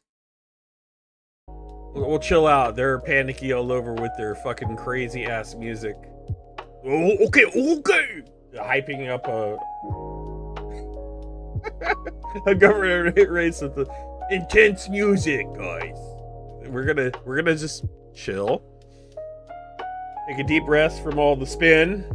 Guys, if you haven't and you're tuned in right now currently, We're doing a small collection for one of my friends. He's a Ukrainian man. A lot of you guys know and have helped. He's a soldier who just got out of the Ukrainian army on medical. He was almost killed by a drone. He had some really bad schismatic symptoms. He's out. He's back home. He's having a hard time finding work. I've got my PayPal linked. I'm gonna forward him whatever I collect tonight.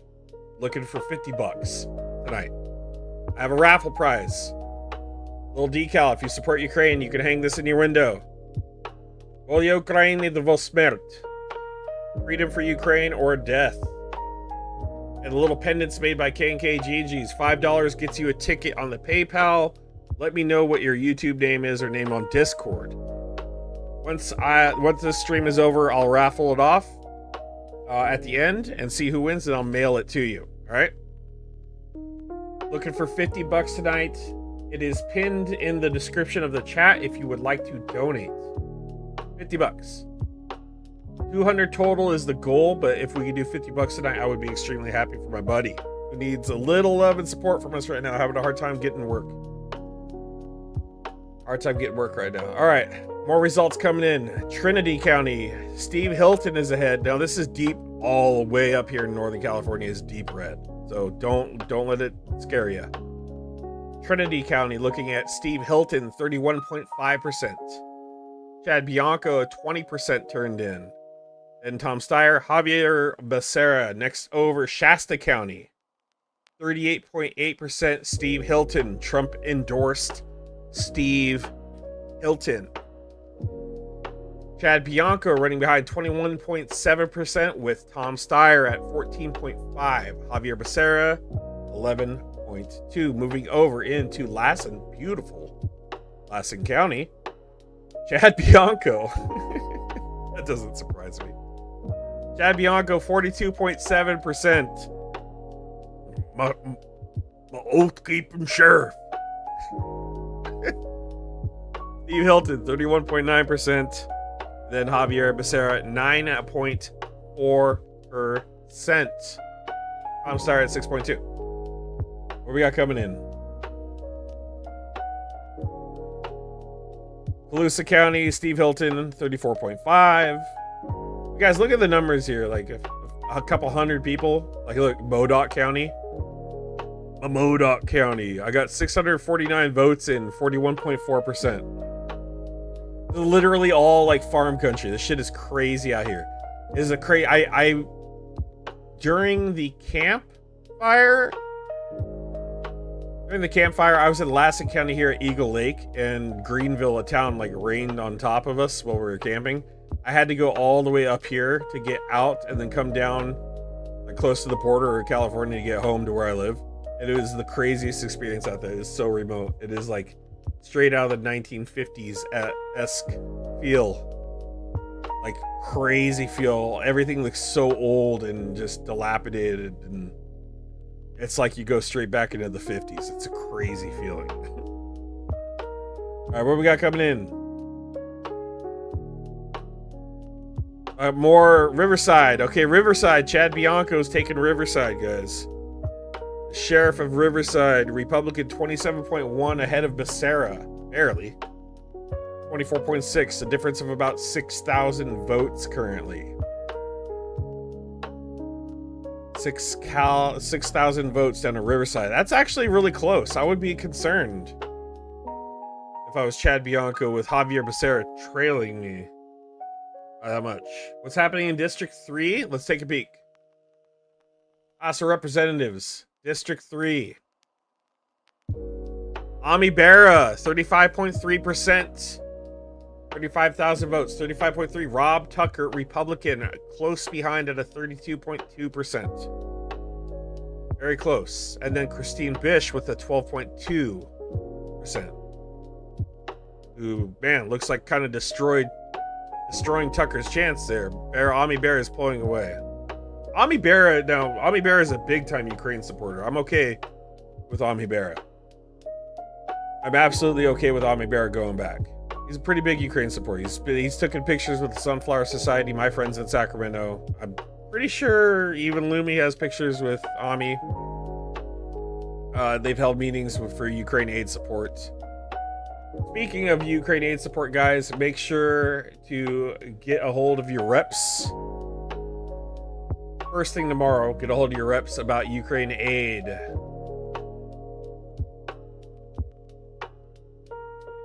This Wednesday is a series of process votes will determine whether Ukraine Support Act HR 2913 comes to a floor vote. We need to do everything in our power to get reps to either vote yes or avoid voting no. So please tomorrow call your reps, have them vote yes on HR 2913 if you are in California or elsewhere. Please.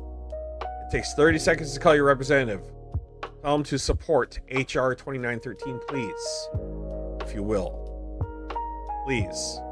All states. All right, let's go back to the governor race. I want to peek in on what they are saying. Make sure I'm not missing any commentary here that my brain farts out sometimes. All right, here we go. But in very LA fashion, there's now a chopper flying overhead. He's having his party at a Mexican restaurant that he has loved for years. And there's some Spencer Pratt supporters here who seem in a very good mood. Yeah. You guys have Instagram Patriot Welfare.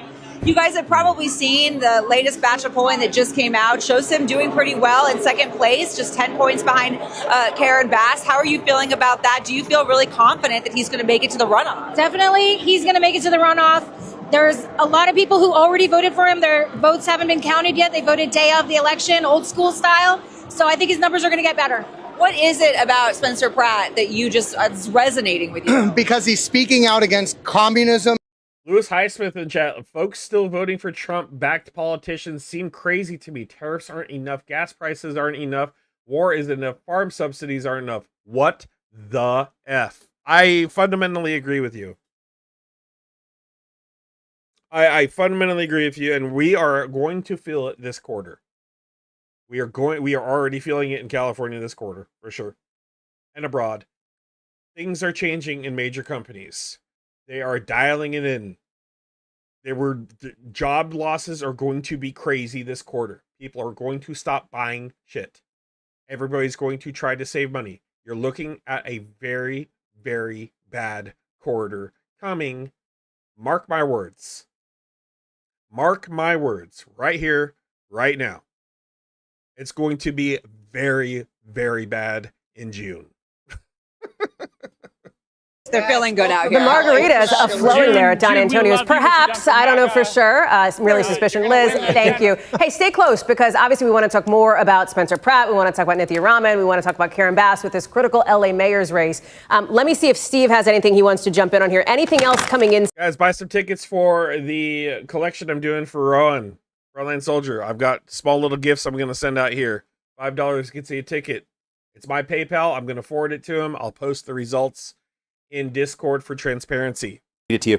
Come on. Okay, so it's 11:45 Eastern right now. Sometime starting at about midnight Eastern in that next hour. They're not saying exactly when. Okay. What they are. I should back up. Bear with me here. I first want to say, remember that Pratt got closer to Bass with that last update, and we said we think that is vote that was cast in person on Election Day. So it's actually a different type of in-person vote. That was the vote that brought Pratt closer to within 6 points was the in-person early vote. Okay, it all gets categorized. It's technical, but it all gets categorized as polling place vote. But that was actually the in-person early vote. We have not yet seen tabulated and reported out the vote that was cast at polling places today. And again, I say that's significant because we had that discussion. Literally, the vote that's cast in person at polling places on Election Day, that specifically has been the most Republican-friendly vote in Los Angeles. We don't have that yet. What Pratt made that jump with was the in-person early vote. So keep that in mind. He was able to get closer with that. Now, we think starting sometime after midnight, in that midnight to 1 a.m. hour, what they are going to release, they say they will have some more vote by mail that was. Let's talk about the mayor race in Los Angeles. Looking in statewide right now, for governor race of California, as of right now, currently, Steve Hilton is in first place, 26.3%. Javier Becerra second with 26%. Hilton with 848,655 votes. Javier Becerra with 838,995 votes. Tom Steyer in third place with 19.5%, 630,652 votes. Chad Bianco, 11.7, 378,253 Chud votes. Continue. When I go to another race, I know we're all California, and I want to live in that with you, but I've got to ask you about this. What appears to be an unexpected situation that has developed in the state of Iowa in that Republican primary there. Let me bring this up. Randy Feenstra, Zach Lane. Can you go to Iowa, Steve, here? Yep. We have said that this is too close to call. Remember, Randy Feenstra, Trump-backed candidate, up against Zach Lane, who has some support from sort of the MAHA groups in and around Iowa. He's a farmer. It appears as though Feenstra has conceded. Now, we haven't called the race. It appears Feenstra has conceded in a video that's been posted, called Lane, and conceded this race up against a popular Democratic governor in Iowa. This is interesting, Steve. Yeah, and remember, what happened here, we can show you, as we were talking about this, if you remember before California, we said Davenport, Scott County, this was sort of the last gasp for Feenstra. He needed a big margin there, probably something around 1,500, 2,000. He needed to blow out Lane here. Lewis Heisman, I can't do PayPal. I have objections with the owner. Won't do business with it. I completely understand your issue with PayPal. However, right now, my issue is getting this man who is out of the Ukrainian armed forces with a head injury, a little bit of financial aid, and PayPal is the quickest way for me to get him some aid as soon as possible. And that's what we got to use. We're using bad for good. If I can use something bad from someone bad to do something good, guess what? I'm going to take every opportunity to do so.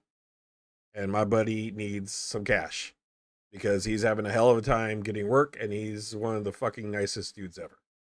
So I have to weigh good versus evil right now. Doing good is going to win for me. This is Feenstra's congressional district. This should be pink wall to wall. It's not, you know. This is a good number. This is a big vote producer on the Republican side, relatively speaking. This is a good number. This is a good number for Lane. You know, this I think was about as good as it got for Feenstra here. You know, Woodbury County, where Sioux City is, but he should be cleaning up in here. And the 4th district punches above its weight, right? They're all equal size population, but the 4th district's where the Republicans live in Iowa. So in a Republican primary, it's more than a quarter of the state. This was supposed to be the sort of vote producer that powered Feenstra. He didn't get nearly enough out of his home district. What's also interesting here, and I suspect to the point... we got San Francisco. Go. Steve, go back to California. Sorry, yep. I'm just told we've got San Francisco. We do got San Francisco coming in. San Francisco do better than Steve. Javier Becerra, 28.6%. Tom Steyer, 28%. Oh, dude. What a close one here, guys. Javier Becerra taking the lead over Tom Steyer in San Francisco. That kind of blows my mind. That makes me kind of super duper happy. Not a huge Tom Steyer fan. Not a huge fan of billionaires. I don't care if he claims to be a Democrat. I'm an independent. I'm not saying the Democrats are the end all and save all of California either. We have our problems. But right now it's a giant turd or a giant douche or a turd sandwich. Yeah. I'm gonna pick the turd sandwich. Javier Becerra. Javier Becerra is in the lead in San Francisco. Sonoma County coming in blue. Okay. Javier Becerra, 31.5%. Tom Steyer, 22%. And Steve Hilton, 19%. Sonoma County has a very large Hispanic Latino population. Let's peek in on Lake County, California, aka God's blind spot or Satan's armpit. Steve Hilton coming in 33.6%. Chad Bianco behind 23.3%. Tom Steyer at 21.2%. And Javier Becerra 17.9% in deep MAGA's Law Red Lake County. All right, let's get back into it. 436,000 votes for Bianco. So really, it's clarifying here. I think the picture's clarifying. The only other place here I see that Steyer blue, this is Santa Barbara County. This is decent size, but we've seen some much bigger ones. But you take a look here in a place like Kern County. There's a big Republican area here. Hilton in first here. It's close between Becerra and Steyer. There aren't a ton of Democratic votes right there. But just kind of work our way through here. Tulare. I just want to see if there's Fresno County. I don't think we'd shown yet. Becerra with an advantage there. He's finishing. And Hilton's getting good numbers here. He's finishing ahead of Steyer as we kind of work our way, through the San Joaquin Valley right here. It's all Becerra over Steyer. So he's been able to build a very significant lead there. And really what it would rest on for Steyer, it's starting to look like what it'll rest on here. You said, do they feel that the same day vote will be different for them? We do have some of that, as we said, some of that early vote is now in Los Angeles. This looks like it did with that vote by mail. It doesn't look like that gap between Becerra and Steyer has. All right, total count so far, 26.5% Steve Hilton in the lead over Becerra, 25.9%. Tom Steyer at a 19.7 third. Democratic ballots coming in after, being tabulated after election night or into the wee hours this morning that would just lift both Democrats over Hilton. That's increasingly what it needs to be for Steyer. I want to show you guys a little bit of California politics here on this map and see what I'm talking about here with the majority of the Central Valley all the way up to Northern California, inland or deep red. You get up here into like a hardcore like Northern California, dude, they've got Trump 2028 flags, a whole bunch of weird shit. Like all the way up through I-5 here. It's just wacky. Think over here, Shasta County. I think it's in Shasta County. It might be Shasta County or Tehama County. Redding, California has a MAGA church. A MAGA mega church there. Maybe I'll do an error. I'll do an error on the mega church one of these days. There you can see what the hell I'm talking about. I don't think I can go live stream there due to privacy issues and privacy laws in California without expressed permission by the church.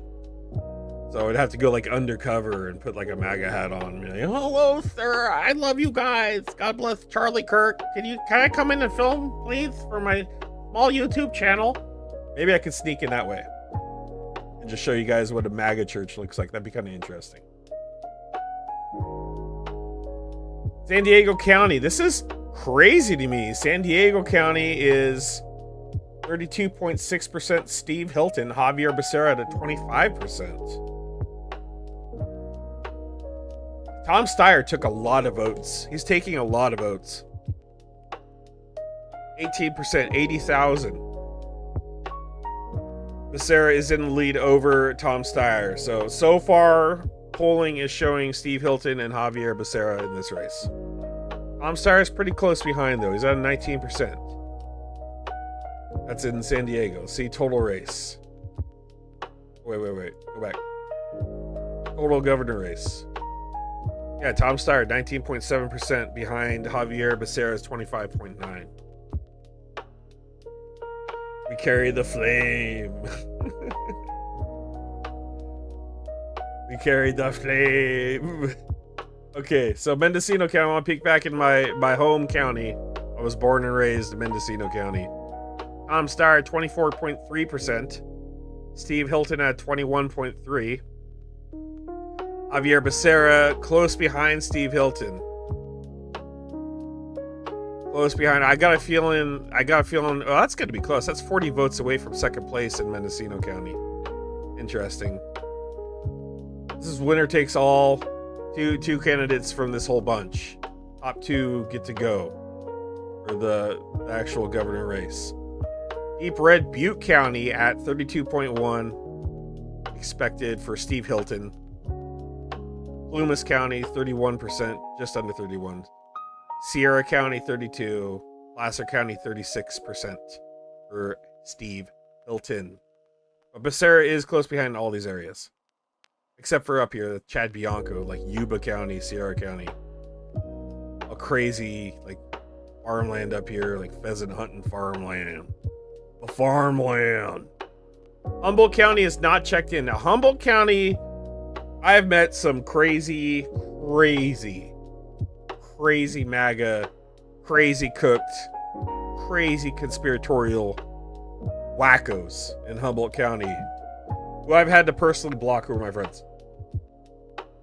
Just because they're so fucking cooked into a lot of racist and homophobic takes, and it's just fucking, there's no room for that shit in society anymore. We're past that.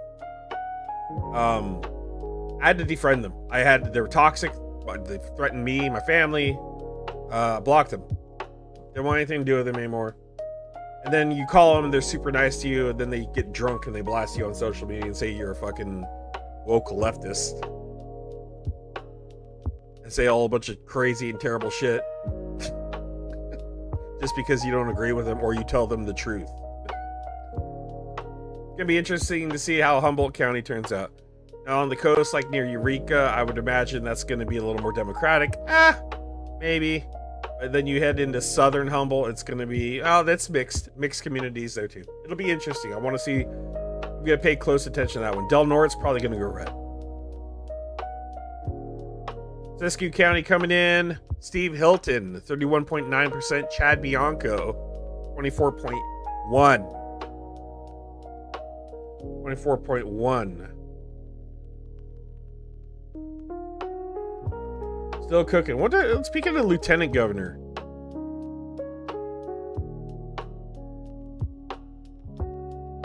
David Collenberg, Republican, taking the lead so far. That's just in Siskiyou County. Back out.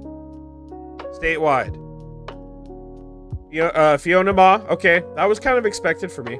Fiona Ma, 20.3% in the lead. Gloria Romero, Republican, 18.7%. Second, Josh Friday, Michael Tubbs, blah blah blah blah blah. Fiona Ma is probably gonna take California lieutenant governor, which is kind of a nothing role, to tell you the truth. It just sets you up for a gubernatorial race in the future. We got Rob Bonta, Attorney General, our savior, Rob Bonta. Rob Bonta, Democrat, 54.3% over Michael Gates, Attorney General. California Attorney General. It's a big deal. They have a lot of power. Lots of power. I'm actually, Bonta is well loved in California. I don't see him losing. Fiona is pro-Ukraine. Yeah, I voted for Fiona. I did. Secretary of State looking like Shirley Weber, 55.4% of the vote. Over Donald Wagner, Republican, 40.6%. Fiona Ma's pushing. There's a lot of Democrats in this race. There was a lot of Republicans too, but it seemed like a lot more Democratic candidates. And that's one thing I've been saying, is the Democratic Party is so fractured. Hopefully they all unite at the end. They make the right choice. I'm not, like I said, I'm not a Democrat. I'm kind of pissed at some of the actions that have happened very lately with the Democratic Party. I'm not really fond of.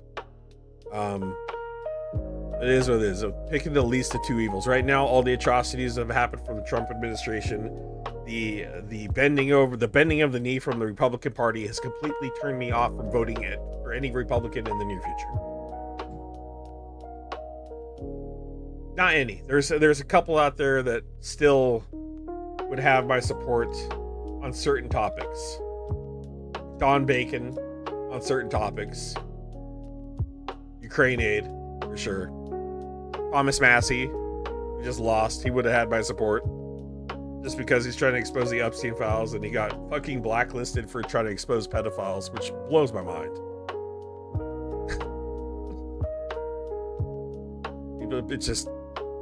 It makes me feel like half of the people that voted in that district want a child bride. All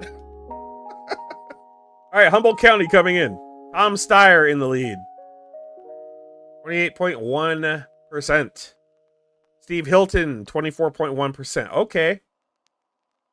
Tom Steyer, the billionaire, leading in California, Humboldt County. Chad Bianco, I know who the fuck voted for him. Javier Becerra is at an 18.9 in third place in Humboldt. Very interesting to see Tom Steyer over Javier Becerra.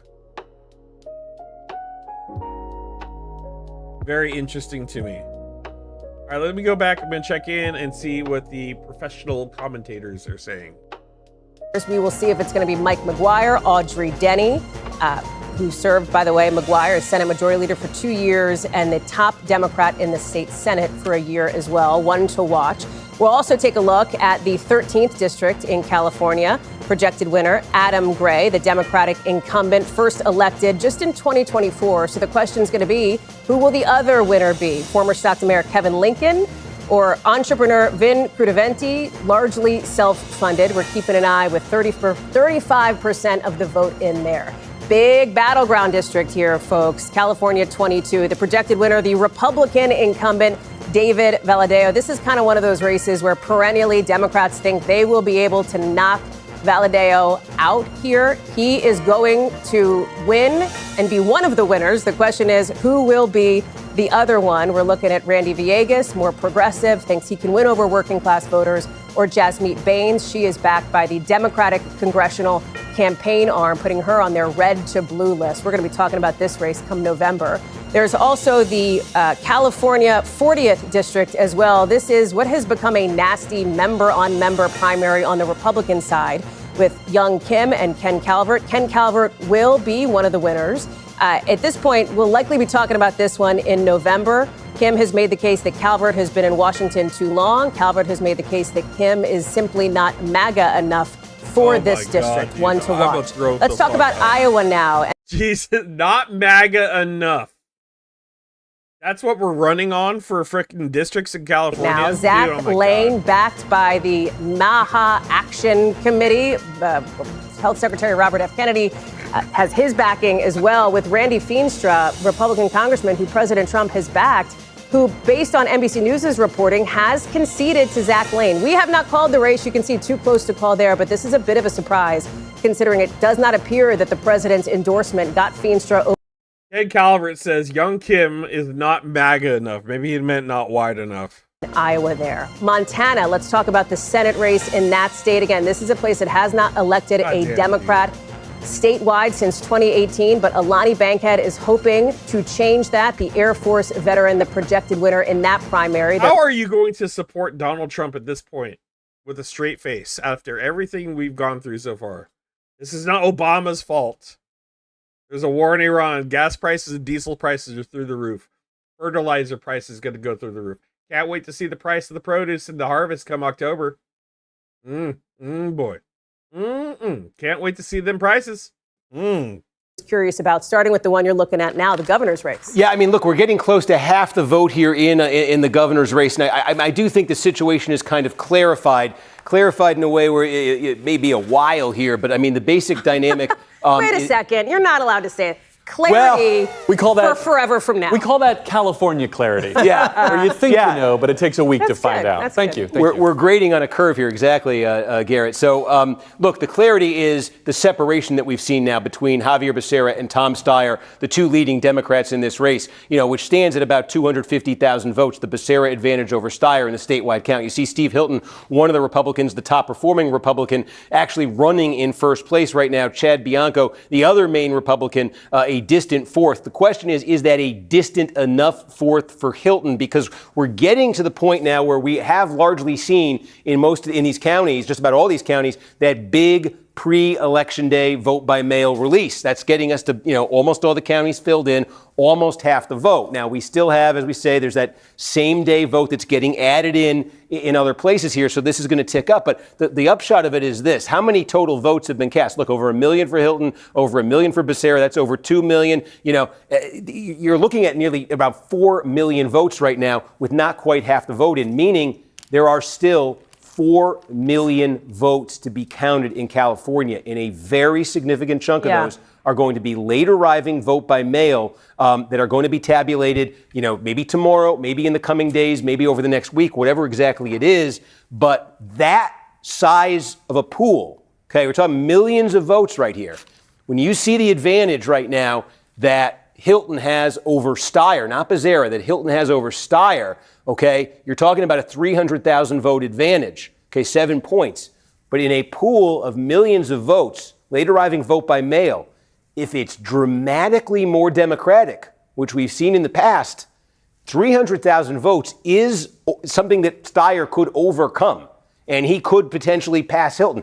That would mean Becerra and Steyer would pass Hilton here, because it would just be overwhelmingly Democratic vote. It would benefit both of them, and that Republican share of that share for Hilton would just tick down. So Hilton's put himself in a decent position right here. He's running in first because he's consolidated a lot of that Republican vote, but he hasn't consolidated. Again, he was putting out a very urgent call in the final days of this campaign, telling Bianco supporters, look, I like the guy, you like the guy. We all want a Republican in the general election. You got to get behind me. Some of them, I think clearly when you see that separation, did heed that call here for Hilton. I think this is a larger gap than we saw in a lot of polling. But again, the question is, did enough of them? Sitting there, Bianco is on 454,000 votes. He's on pace to maybe land somewhere, upward of 1 million votes in this primary. Probably short of it, but upward of 1 million votes in this primary. How much of that, could Hilton have used? Now, again, he very well could make it here into this runoff. But I just, when you see this gap, I would flag it here because, Steyer right now, it's not so much about, when I say some clarity, I don't think it's as much now about Becerra versus Steyer. I think it's about both of them versus Hilton in those late arriving vote by mail. Can I ask you, you described it as you feel like, as looking at the numbers here, Steve Hilton might be in a decent spot with the separation. Where does he need to perform to upgrade the decent to comfortable? Yeah, I think it's less where he needs to perform right now and more to just tell me how democratic is that late arriving mail and how much of it is there. Because again, it's not so much a geographic question right now. It's just a question of the sort of the contour, the partisan composition of that late arriving vote by mail. And I think Republicans in California have come to have like nightmares about this stuff because there have been so many Republican candidacies in California that have been sunk in the slow bleed of the post-election night, days, weeks long count as that incredibly blue vote by mail gets tabulated here. So that's what's on my mind when I see this right now. If you're Becerra, you're feeling great. Because you've got separation from Steyer and you figure you're going to benefit from late arriving vote by mail just because you're a Democrat. If you're Hilton, you're feeling you've done some really good things right here. You've gotten some real separation from Bianco. You've gotten some good numbers in these counties. But boy, you've seen Republicans, have pretty good election nights in California, only to have terrible days, weeks after in that vote by mail. So I think that's the question here. What is that gap between Steyer and Hilton at the end of the night? And how much of that vote by mail, late vote by mail, Democratic vote is left. All right, so they're saying that the mail-in voting is going to help the Democrats. Take a peek in. I'm noticing down here in Imperial County, I was not expecting this. It's a border county. I was not expecting this because usually down here it goes a little red. Javier Becerra down in Imperial County is ahead of Chad Bianco and then Steve Hilton. 25.2% of the vote down in Imperial County to Javier Becerra, then Chad Bianco over Steve Hilton. 19.7 to 18.1%. Very interesting right there. And especially so close to Riverside, where Chad Bianco is sheriff. That's very interesting. Chad Bianco 27.1% in Riverside, where he is the sheriff, and Javier Becerra 24.6. 24.6. Okay. Kern County. Steve Hilton ahead of Chad Bianco and Javier Becerra. Steve Hilton 35% of the vote there. It's going to be interesting to see if some of these areas along the coast here flip blue after the mail-in votes. Very interesting to see. Also to note, San Joaquin Valley has not turned in any voting data yet. Still waiting to see on voting data for San Joaquin. There are no Senate votes. Checking in on the House districts. California District 1, James Gallagher is ahead of Michael McGuire. Oh, shit. Okay. Interesting. James Gallagher, Republican, 46.2% in House District 1 over Mike McGuire, 38.6%. Huh. That is a gerrymandered district, I believe.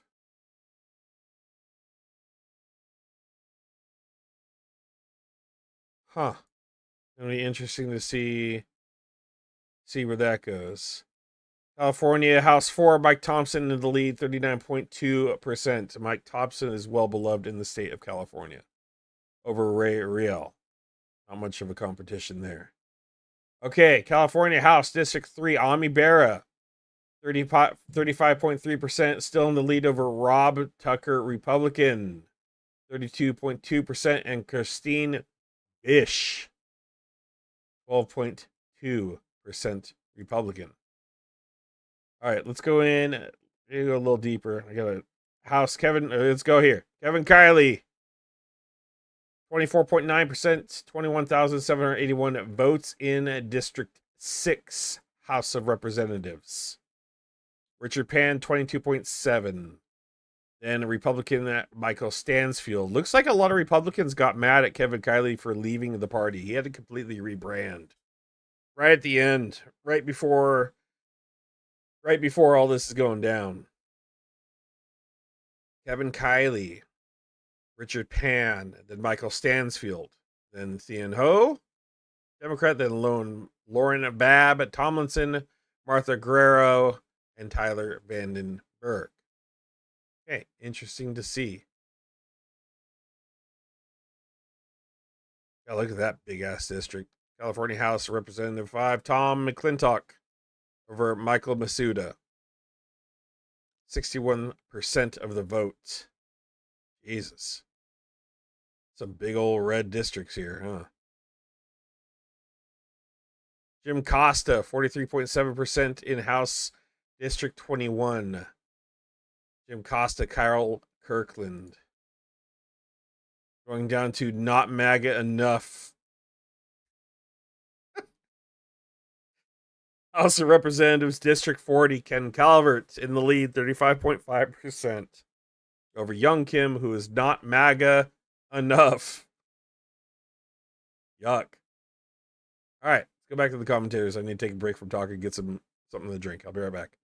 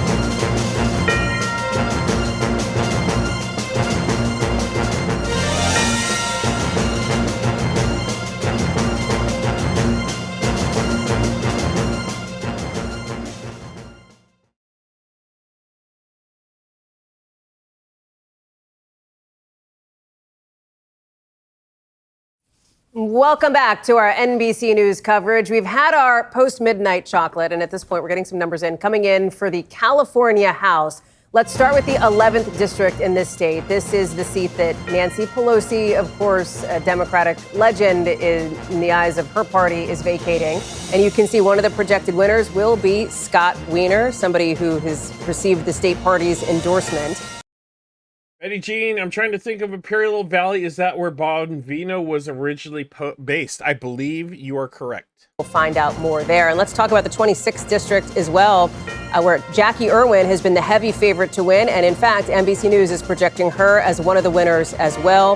Samuel Gallucci, Republican, Michael Kozlow, Air Force veteran, also in that race. We will see who is the other winner ahead of November, because your every so often reminder, top two advance regardless of party, meaning you can't have a Democrat and Republican, two Democrats, two Republicans. We shall see. So all things California, we are waiting on the governor's race. We are waiting on the mayor's race. I want to bring back our esteemed guests and friends, Matt Gorman, Ashley Etienne over to my right, Ryan Nobles, Garrett Hake to my left. We've had some interesting results already. And guys, I'm going to take a pause real quick here and just, I got to do another plug. Let's move it a little slow. We got a small little raffle here going. PayPal is linked in the description of the chat, guys. Doing a small little collection for my buddy, our friend of the channel, Rowan.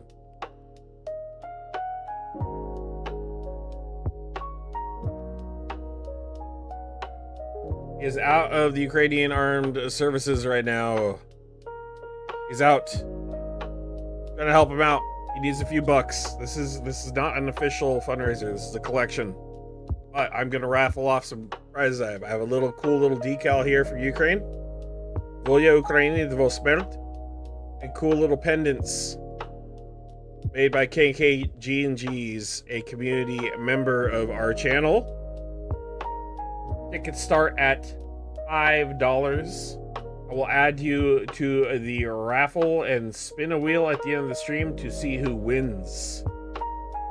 Join the Discord so I can get your info and send you whoever wins. Right now, we have 2 tickets in only. That's $10. I'm just trying for a $50 gold night. Really small. Not expecting a lot, but $50 would go a long way for him right now. I would appreciate it if you guys would please join it so we can make a cool little small raffle at the end. It's not big, it's small. Just got to give him a couple bucks. Join the Discord. PayPal description if you would wish to go into the raffle for the tickets is in the chat. So I got on that. We'll keep plugging until we get there. Figure out where they are as a party.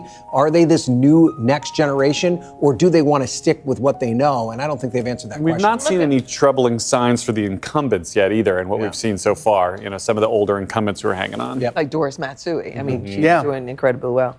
No, I mean, look, I will say this. If we're sitting here on election night and we're at about midnight and California is deciding the House majority, it's been a pretty bad night for Democrats. Like, there are a lot better opportunities they should be having in a lot Eastern, Central, Mountain time zones that should take them over that very small margin that they currently need to win the majority. I think also there's been a lot of talk in Iowa on the Democratic side. Ashley Hinson's a really good candidate. And I think that she didn't have a competitive primary. She's as good, if not better, than Joni Ernst. The first district back when she won it was a Democratic seat. It was at best a purple seat. It had been held by Bruce Braley and the Republican Rod Blum. She made it 57% for the Republican last time around. And I feel a lot better going up against Rob Sand with Zach Lane than I did Feenstra, who was losing altitude these last couple weeks. I was surprised it was that close. I think I'd probably attribute that to the Trump endorsement. But Feenstra was losing altitude for the last 2 weeks. Not a surprise. I'll just say, though, our buds over at the Cook Political Report have just recategorized that Iowa race from likely to lean Republican now. So one of the I'm looking at this. District 1 is starting to really concern me as far as House of Representatives going. James Gallagher ahead of Mike McGuire. And I'm doing a little math here, and I'm adding Audrey Denny to this race. So if Audrey Denny's got 12,549 plus the 36,000 of Mike McGuire, if Mike McGuire pulls that second here, 48,000, barely leading James Gallagher, front runner in District 1. This is actually a pretty important district. Is part of, I believe this is part of the gerrymandered, reorganized districts, if you will. This is going to be I feel like this is going to be an actual very close race come election day.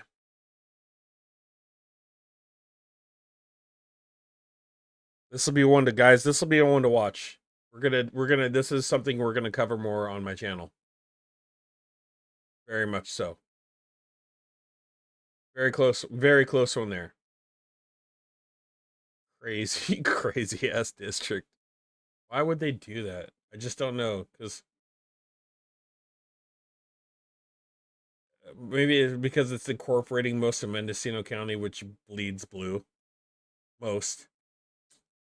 I don't know. That's going to be a very interesting turnout there in the House of Representatives. Going back to the governor race, peeking in.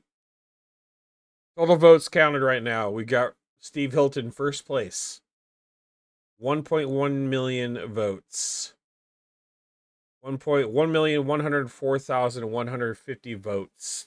Javier Becerra second. 1,065,677 votes. Tom Steyer 809,771 votes. Chad Bianco, 466 and 59 votes. Katie Porter, 200,000 votes. Matt Mahan, just under 200,000. Antonio, I shouldn't have been a candidate. VIO Grosso, 54,000. Should have dropped out votes. All right, let's go back to the commentary.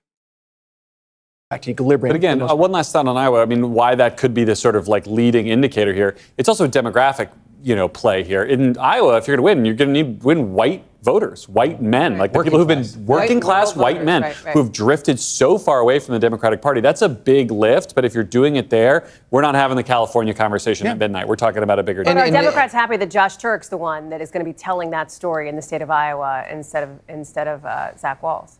I mean, absolutely. I mean, I think, he's, again, positioning himself as a moderate, which is appealing to those particular votes. Yeah, well, yeah, absolutely. Great profile. I mean, it makes a lot of sense. So, yeah, I mean, I think we're feeling very good about Iowa. But when I was making the point that Iowa's more like Georgia, we picked up seats in Georgia when Trump, at the midterms, when Trump was president the first cycle around. And so, you look at the economy and all the factors that flip Georgia, you can see them there as great possibilities in Iowa. Can I sneak in, Steve? I see you studying L.A. there.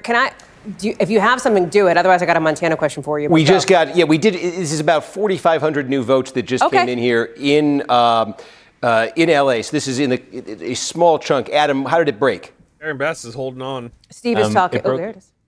Bass 40, Pratt 20. Okay, so this was a bad. This is.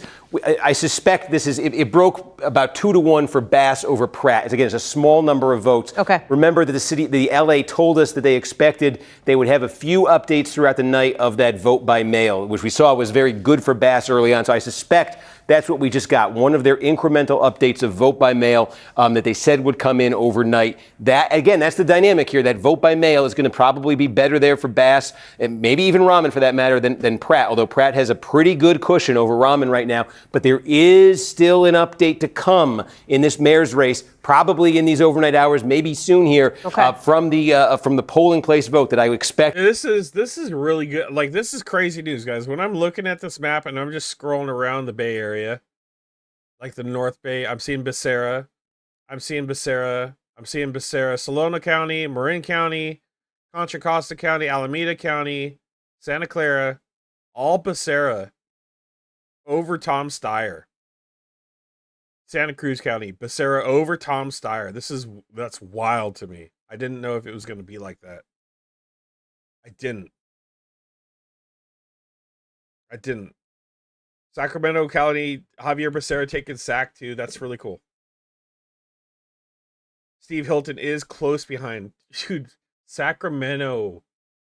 You're talking like 2,000 vote difference between first and second place. Steve Hilton. 2,000. Tom Steyer did take 27,000 votes in SAC. And yep, you got your 16,689 MAGA's Law Chuds voting for Chad Bianco there. Interesting. Very interesting to see Becerra taking the Bay. That's very interesting. Tom Steyer down in Santa Barbara County is ahead of Steve Hilton. Steve Hilton coming in close second. Becerra in third in Santa Barbara County. What is going on down there? 48% of the vote count. Los Angeles County. Becerra, 274,000, still first over Steve Hilton. What do we got vote count there? 50% of the vote in Los Angeles County. Santa Barbara's at 53%. I had to click into it. Sorry for the confusion there. Very close. Very close in some areas. South Dakota. I know South Dakota is probably not at the top of a lot of people's minds, but there's a lot of powerful people in South Dakota, including the Senate Majority Leader. And so the idea that Dusty Johnson might be on the outside. And we got a ways to go till we see this pans out. It's not going to be an all-nighter stream, but we're going to stay on as long as we can to see how this turns out. Votes are still coming in. Very interesting to see how this is turning out. This is the most concerned I've ever been in the California governor race. Just because of the current weather of things. And now, like I said, the financial impact this next quarter is going to have on the United States in general is going to be a real eye-opener for people. I feel if we would have absorbed June into the voting and voted in July, it'd be a lot more Democratic votes than Republican, just because of what's going to happen. The stock market, people in the stock market and analysts are saying we're going to have a really bad quarter. We got a runoff for governor and SD. Oh yeah, South Dakota. It's not a South Dakota governor race without a cowboy hat, right? Who's authentic, somebody who's as, pissed as the next guy. I'm looking at all the things our guy who told us he was voting for Spencer Pratt said. He wants authenticity, and he wants somebody who's as mad as they are, and there's that split still between the two parties, and we'll see how that aligns in November. Ryan and Garrett stole all of your time, so you have 10 seconds. No, I mean, I think the economy is still the central issue across the country, and we see it, in a stark example in peeking over into governor in South Dakota. We got Toby Doden, and then we have Larry Roden. So you can pick between Doden and Roden. You want to go with the Dode or the Road, or you can pick the Johnson. Dode, Road, or a Johnson. God damn, look at that. That is red. Yuck. Jesus, look at this. Yuck. Oh my God, yuck.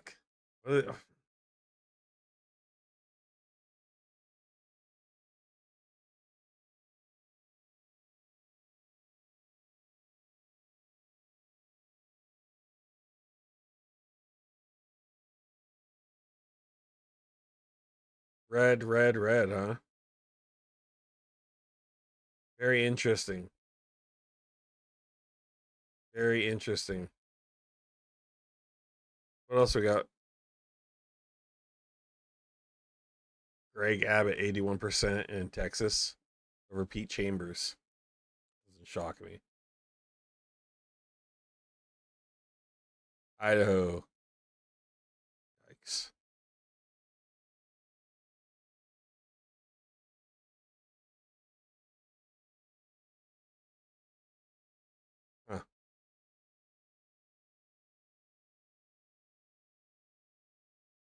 All right, we're getting back into Cali. Not expected. Yeah. Okay, I don't feel so bad for living in Cali. Sorry. Let's start here. Let's go through that. Well, okay, first of all, the governor's race here. Again, now about half of the vote is in here. Adam, what was the last major update we got? Governor's race. We got Trinity County, 21 votes is... I said major, and you gave me the most minor thing possible. Lake County, 780. Mariposa, 715. Los Angeles, 10,000. 10,000, okay. One thing I do think is interesting in the L.A. County portion of it, we were looking at this question here, of could Steyer, surpass Hilton on the late arriving vote by mail. Hilton is technically running ahead of Steyer here, in L.A. County. Again, with this half of the vote, it's interesting. As overwhelmingly Democratic as this area is, the second Democratic candidate so far, at least, I expect that late arriving vote by mail will probably be more Democratic friendly and would help Steyer. But Steyer may not, with the hundreds of thousands of votes left here, probably like 900,000 votes left in L.A. County. I'm not sure how much Steyer will end up netting over Hilton there. But again, if there's a huge shift there, that's really the question here. If there is a huge shift in that, in the partisan composition of that late arriving vote by mail, and there can be, because that's the other way to look at it. If there's 900,000 votes left in L.A. County, well, let's say after tonight, because we're going to have some reports overnight, let's say that gets down to about 600,000 remaining vote by mail. If Steyer ends up beating Hilton in those votes by 10 points, that's 60,000 votes. If he can beat him by 20, it's 120,000. So it would need to get that much more Democratic. But in the context of this gap that Steyer faces here against Hilton, which is just under 300,000 votes right there, that's the kind of, again, it's just that late arriving vote by mail is such an element in this thing. LA mayor's race. So we were getting some communication from our decision desk on what to expect here.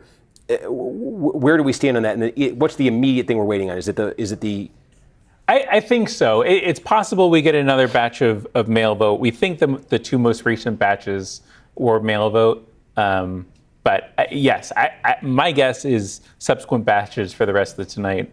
But we have an election day batch, right? Our election day, yeah. Yeah, and I think there will be multiple election days. And that's the thing. If you were watching over there, so a little bit of confusion here.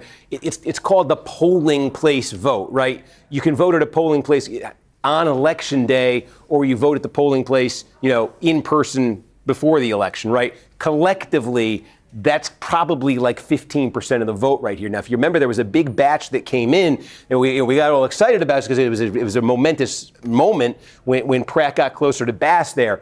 I'm trying to get in the mind here of California Republican voters at this point, and I used to be one. I used to be a Republican in California. I'm just trying to get in the mind frame of why anybody would still be voting for a Republican. And it's really not hard for me to figure out. We have a lot of problems here in California. We have a lot of problems here. We have a big homeless population issue. We have a poverty issue. A lot of these red counties, they're very impoverished. And that with poverty comes crime. With poverty comes crime, and then people get frustrated, and then a lot of people just don't pay attention. We're so enveloped in our daily lives. Like, well, look at this, Lake County, California. We're so invested in our daily lives here.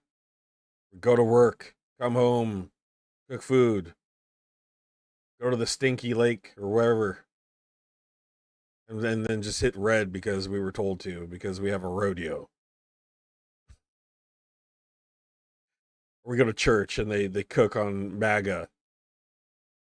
But people must just not be paying attention to the way things are going. They say, well, the Democrats have been in charge so long, that's why it's so bad.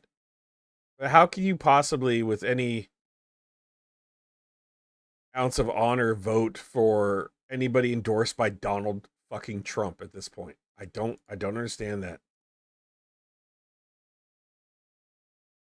And they feel like more change the same direction of the Trump administration and his endorsements is going to fix anything here. I think it's going to make the gap worse from the poor to rich, and just dilute the middle class to nothing, which has been happening already. It's very interesting. I feel like I want to go do some street interviews and actually talk to some of these people and see why. It'd be interesting to hear. Maybe I'll do that. Maybe I'll just go do street interviews and ask honest reasons why. Wow. We know how to get those check marks on the board. So there it is. It's going to be McGuire and Gallagher in the general election. McGuire, the overwhelming favorite. Now, that said, Gallagher is probably going to be a congressman come the general election. Why? Because if you remember, Doug LaMalfa, the Republican, unfortunately, the Republican incumbent in the old 1st District, passed away in January. So there is a concurrent special election playing out in the old, the one that Trump won in the landslide, the old 1st District tonight, that Gallagher has finished first. And has he cleared 50%? He's at 61% right now. Okay, it looks like he's going to clear 50%, meaning there won't be a runoff, meaning he'll get likely, have we called it? I don't want to. No. Okay, we haven't called it, but he's very likely to be the next congressman. It will be an appointment that will last. It'll be an election that'll last months. He'll represent the old 1st District until the Congress ends. At that point, the 1st District will cease to exist. Okay. He may end up being, it's a bit of trivia here, he may end up being an incumbent congressman running against McGuire for a seat in a different district this November, where McGuire will be the overwhelming favorite. Okay, enough. So the gerrymandering the new districts don't take effect, so he's going to be the incumbent until the new districts kick in effect in November. That makes more sense to me. Jesus, I should have known that by now.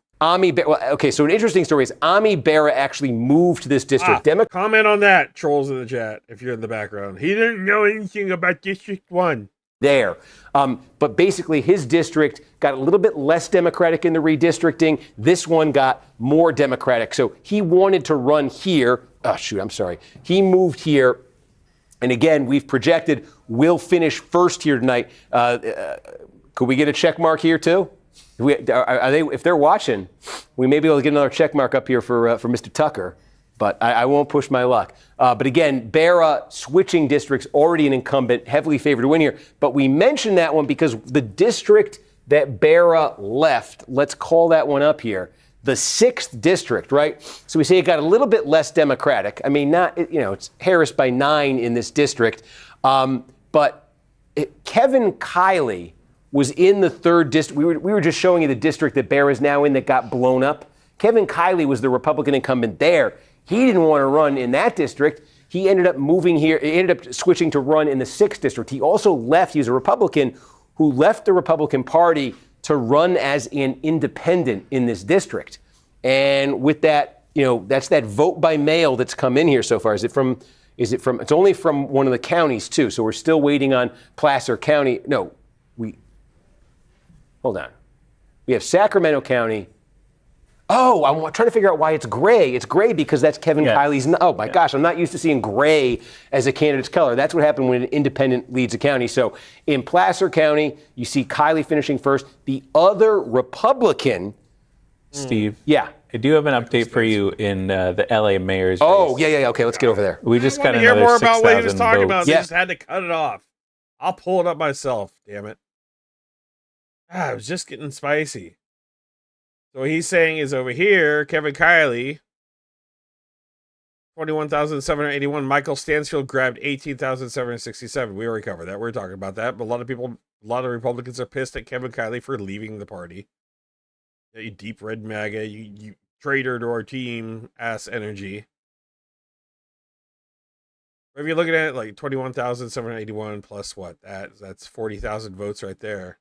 Richard Pan's got 20,000, and then Thean Ho's got 10. Lauren Babb Tomlinson's got 10, 20, 40. I'm just trying to gauge what it's going to look like later. It's really hard to gauge. There's so much going on in California. God, it's so hard to gauge that. All right, let's see what's going on with the Mayor Bass. The implications of that, right? We still have half the vote to come. Yeah. We're saying Pratt's got a pretty good cushion over Rahman here. And I think with this next polling place update, he may be able to expand that. But that polling place update's not going to be huge. So if we largely have half the vote to come, and it's going to be vote by mail, and you've already given me now, they've had 3 subsequent vote by mail updates. They're not huge, but they're not nothing. The pattern in them is Bass first, Rahman second, Pratt distant third. Right. If that were to be the pattern with the remaining vote by mail that's going to come in days following the election, if it's 39, 36, 33. Yeah, Iowa is having a runoff right now. It looks like governor race, Zach Land. They're calling it, looks like projected winner by like 1,000 votes. 800 votes.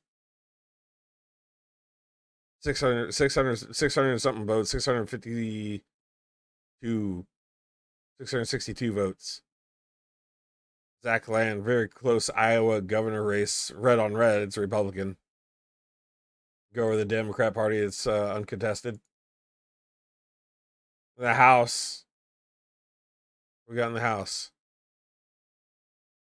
So they separate it between Republican and Democrat in these states. It looks like in California, it's whoever is on the top. It doesn't matter if it's 2 Republicans or 2 Democrats. Looks like it is separated here. Which is weird to me. House of Representatives looking like district.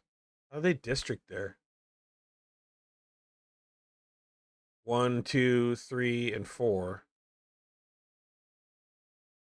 I'm not too privy on Iowa, how they do the districting or anything. It does look like the Democratic polling looks better for the House of Representatives. You're looking at District 1, 33,000 votes. And then you go over to the Republican side, District 1 is only 21,000 votes. So for House of Representatives, it does look like the Democrats are taking the lead as far as the numbers go in both Iowa District 1 and 2. Now, District 3 and 4 are uncontested. They must be blue. District 3 isn't having a race at all. Uncontested, Sarah Trone, Garrett Cald. Iowa 4, Dave Dawson.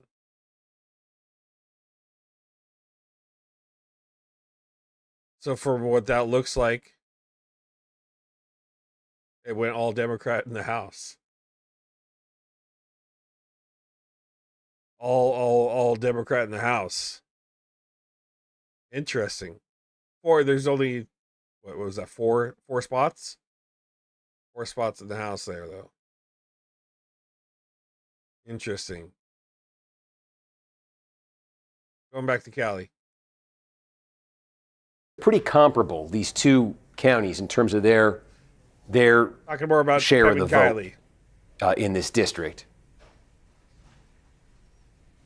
And you got the Democratic candidate running in third in like half the district. 800 votes behind one Republican. Kiley is not really, he's an independent, but when I say Republican, he's 5,000 votes behind Kiley. And over here, he's the other Republican a little bit stronger here. It's closer. So it nets out to, I ask you again, are you thinking what I'm thinking? I got distracted by an Orange County vote report. Sorry. My God. Let's see. Okay, and allowing for Wanted to hear it. late arriving vote by mail to favor the Democrats. I think we really have to. These guys are as goofy as I am. Jesus Christ. I was looking for expert commentary, and it's like watching my own fucking stream. Than you would have thought. In a district that is the product of the Democrats blowing up Kiley's district to create 2 Democratic districts. You've got Kiley running in first. You've got Pan, the Democrat, running in second, but only 1,230 votes ahead of the other Republican here. Another Democrat, gobbling up 12%, another Democrat 11%. And Pan is lagging in, so he's leading in the Sacramento County portion. So what's going on in Placer County, right? He doesn't have as much distance from the other Democrats. It's more Republican. That's interesting. Along those same lines, yeah, the one I've been thinking about is California 40 with Calvert and Young Kim. Mm-hmm. Just because those initial Orange County report, I would expect that Young Kim would have gotten a better result completely. Out of those initial returns. So I am very curious to see how much Kim Verrett can gain in the coming days. Yeah, because look, in each county, Kim is not far ahead. Right, this was supposed to be, the inland suburbs of Orange County, inland area here was supposed to be, Kim was supposed to do very well here. Not a terrible surprise that Calvert's up good in Riverside, but yeah, no, I was surprised when I saw that number for Kim too. Does Kim make it to a runoff in California 40? We're not going to, I don't think we're getting an answer tonight, but that's an open question.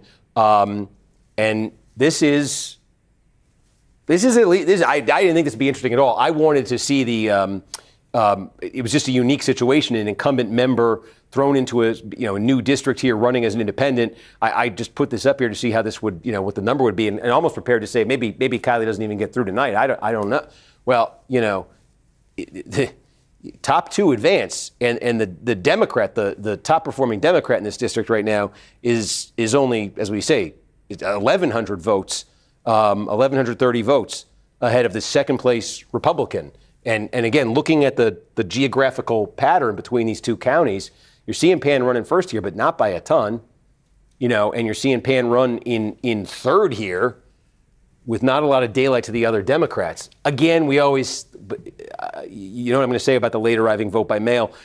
So again, if I'm sitting in a situation where I'm saying, hey, is there some world where Pan gets locked out? You got to counter that with you assume the late vote by mail will boost them. So, but that's an interesting one. Again, probably nothing tonight, but that's an interesting one to think about. 22nd district, we've gone through this. We just got another vote update. About half the vote is in. I see Valadeo ticked up a little bit there, just in terms of the breakdown of where it's coming from. Kiley sounded very confident that he would be the representative in the district, no matter what. Like I remember him specifically saying that I'm going to win. He was very confident about that. It's very interesting in that district. It's going to take a long time to get that one. Very interesting. The 11th district we've gone through. Pretty strong 48th district. Yeah, Von Wilpert. I'm just looking if there's anything. Oh, in the 13th district, right? Trump's endorsed Kevin Lincoln here, from Stockton, which is the new part of this district. Although Lincoln's only running a kind of distant second right there, but Lincoln nonetheless 12 points ahead here for second place, again with the Trump endorsement in a district that was again that's very even on paper, but that's more friendly to Gray than it was. Before he won one of the closest races in the country in 2024. So this is something Democrats are expecting him to keep. Those are the 45th district. Derek Tran. We had. Oh man, I got to place myself here. I got it. This I wanted to see here, right? Yeah, they're telling me they're giving me the hook. This is the last one I wanted to look at, I promise. Yeah, just unclear who this was. Tran had won a very close race against Michelle Steele in 2024. One of the highest concentrations of, I think every candidate is Asian American in this race. One of the highest concentrations this district of, it's Little Saigon. Westminster, Garden Grove, California, strong Vietnamese American population there. Interesting dynamics in that race, but that's obviously Tran's got the only Democratic candidate in there. So anyway, we'll wrap it up here. It was it's what we said it might be in California, unresolved. Unresolved in Cali. All right, pulling it over to the governor race. Checking in for any new updates. I'm going to refresh it just to make sure. Steve Hilton still in first in California. Steve Hilton, 26.6%. So he's knocked Bianco out.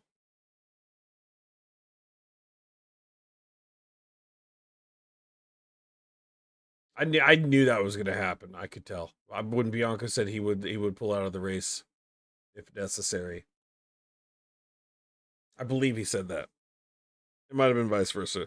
Javier Becerra in second, 25.9%. So 1,117,392 votes for Hilton. Javier Becerra, front runner over Tom Steyer. 25.9%, 1,084,473 votes. Tom Steyer coming in third right now, 19.8, 828,670. So pretty good chance, guys. It's looking Steve Hilton with Javier Becerra.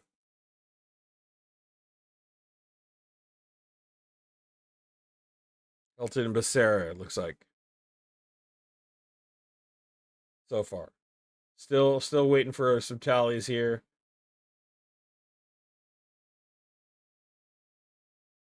Just speaking of, if we don't see a fluctuation here soon, we're gonna call it. I want to wait a little while more to see if more votes come in. But that might be a pretty good indicator. Still pretty early. Still pretty early to see where Hilton ends up. I'm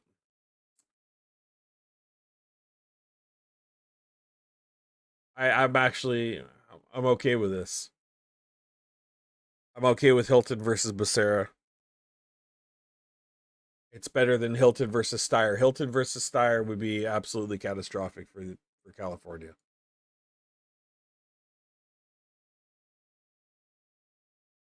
Oh, they concluded the stream. They cut it.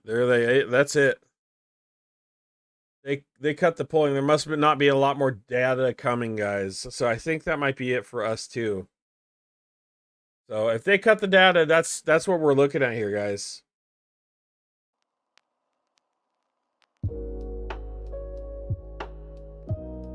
We're looking at right now what data we have is showing Steve Hilton and Javier Becerra to run for the governor of California race.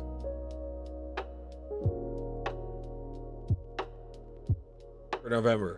So Tom Steyer, with all the effort, it looks like he is gone. I'm not calling this 100%. There's still a lot of mail-in voting, a lot of undecided stuff that could happen, a lot of weird shit that could happen. Especially if people in like red county start grabbing polls or claiming fraud and pulling a Bianco. That's what it's looking like, guys. So I want to peek back into the House of Representatives because this is pretty important to me as well. Ami Bera, House of Representatives, Democratic Party, Rob Tucker. So looking like Ami Bera and Rob Tucker. Kevin Kiley, Richard Pan, really close race. Still waiting in for mail-ins there. It's not over yet in District 6, Lumi. And then this one, oh, not that one. Mike Thompson's gonna smoke anybody. He's a goddamn good representative. Republicans like James Gallagher pulling ahead of Mike McGuire in District 1 incumbent. That's gonna be an incumbent. For a short period of time. So he's gonna flip in November. Interesting.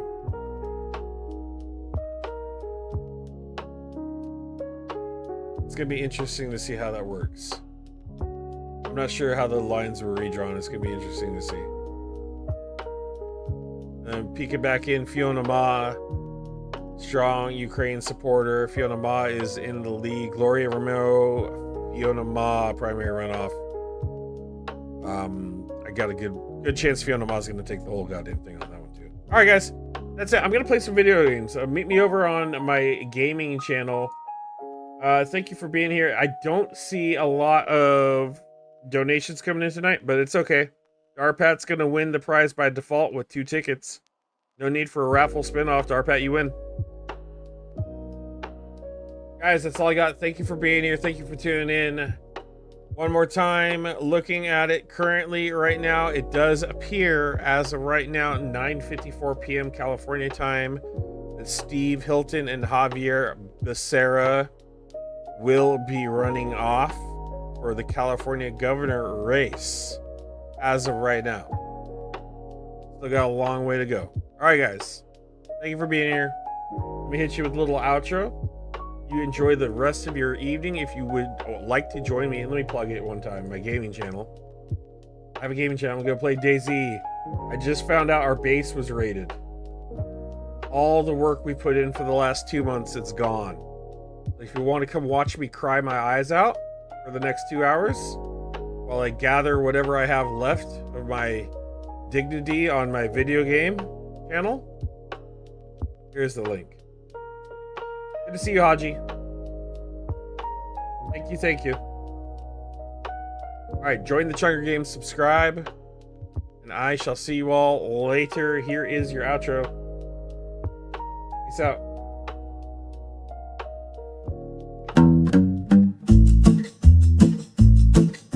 They wave their flags like they own the sky, shouting loud but they don't know why. Books untouched, their minds run dry. Truth's a stranger, they pass right by. Oh, false flags flying high, empty hearts where the truth won't lie. They scream of love for the land they claim, but their wicked deeds bring only shame. But their wicked deeds bring only shame. But their wicked deeds bring only shame.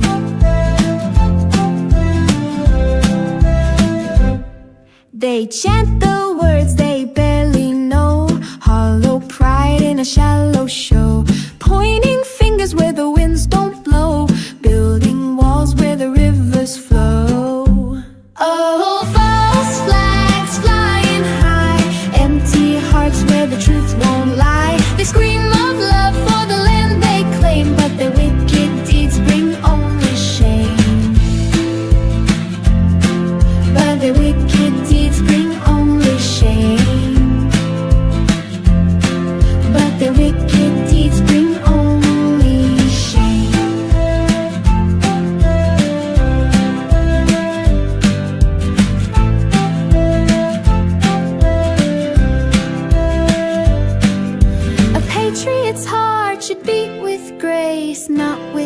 kiss or a hate-filled face. If love's the seed, then let it grow, not in shadows, but where light will show.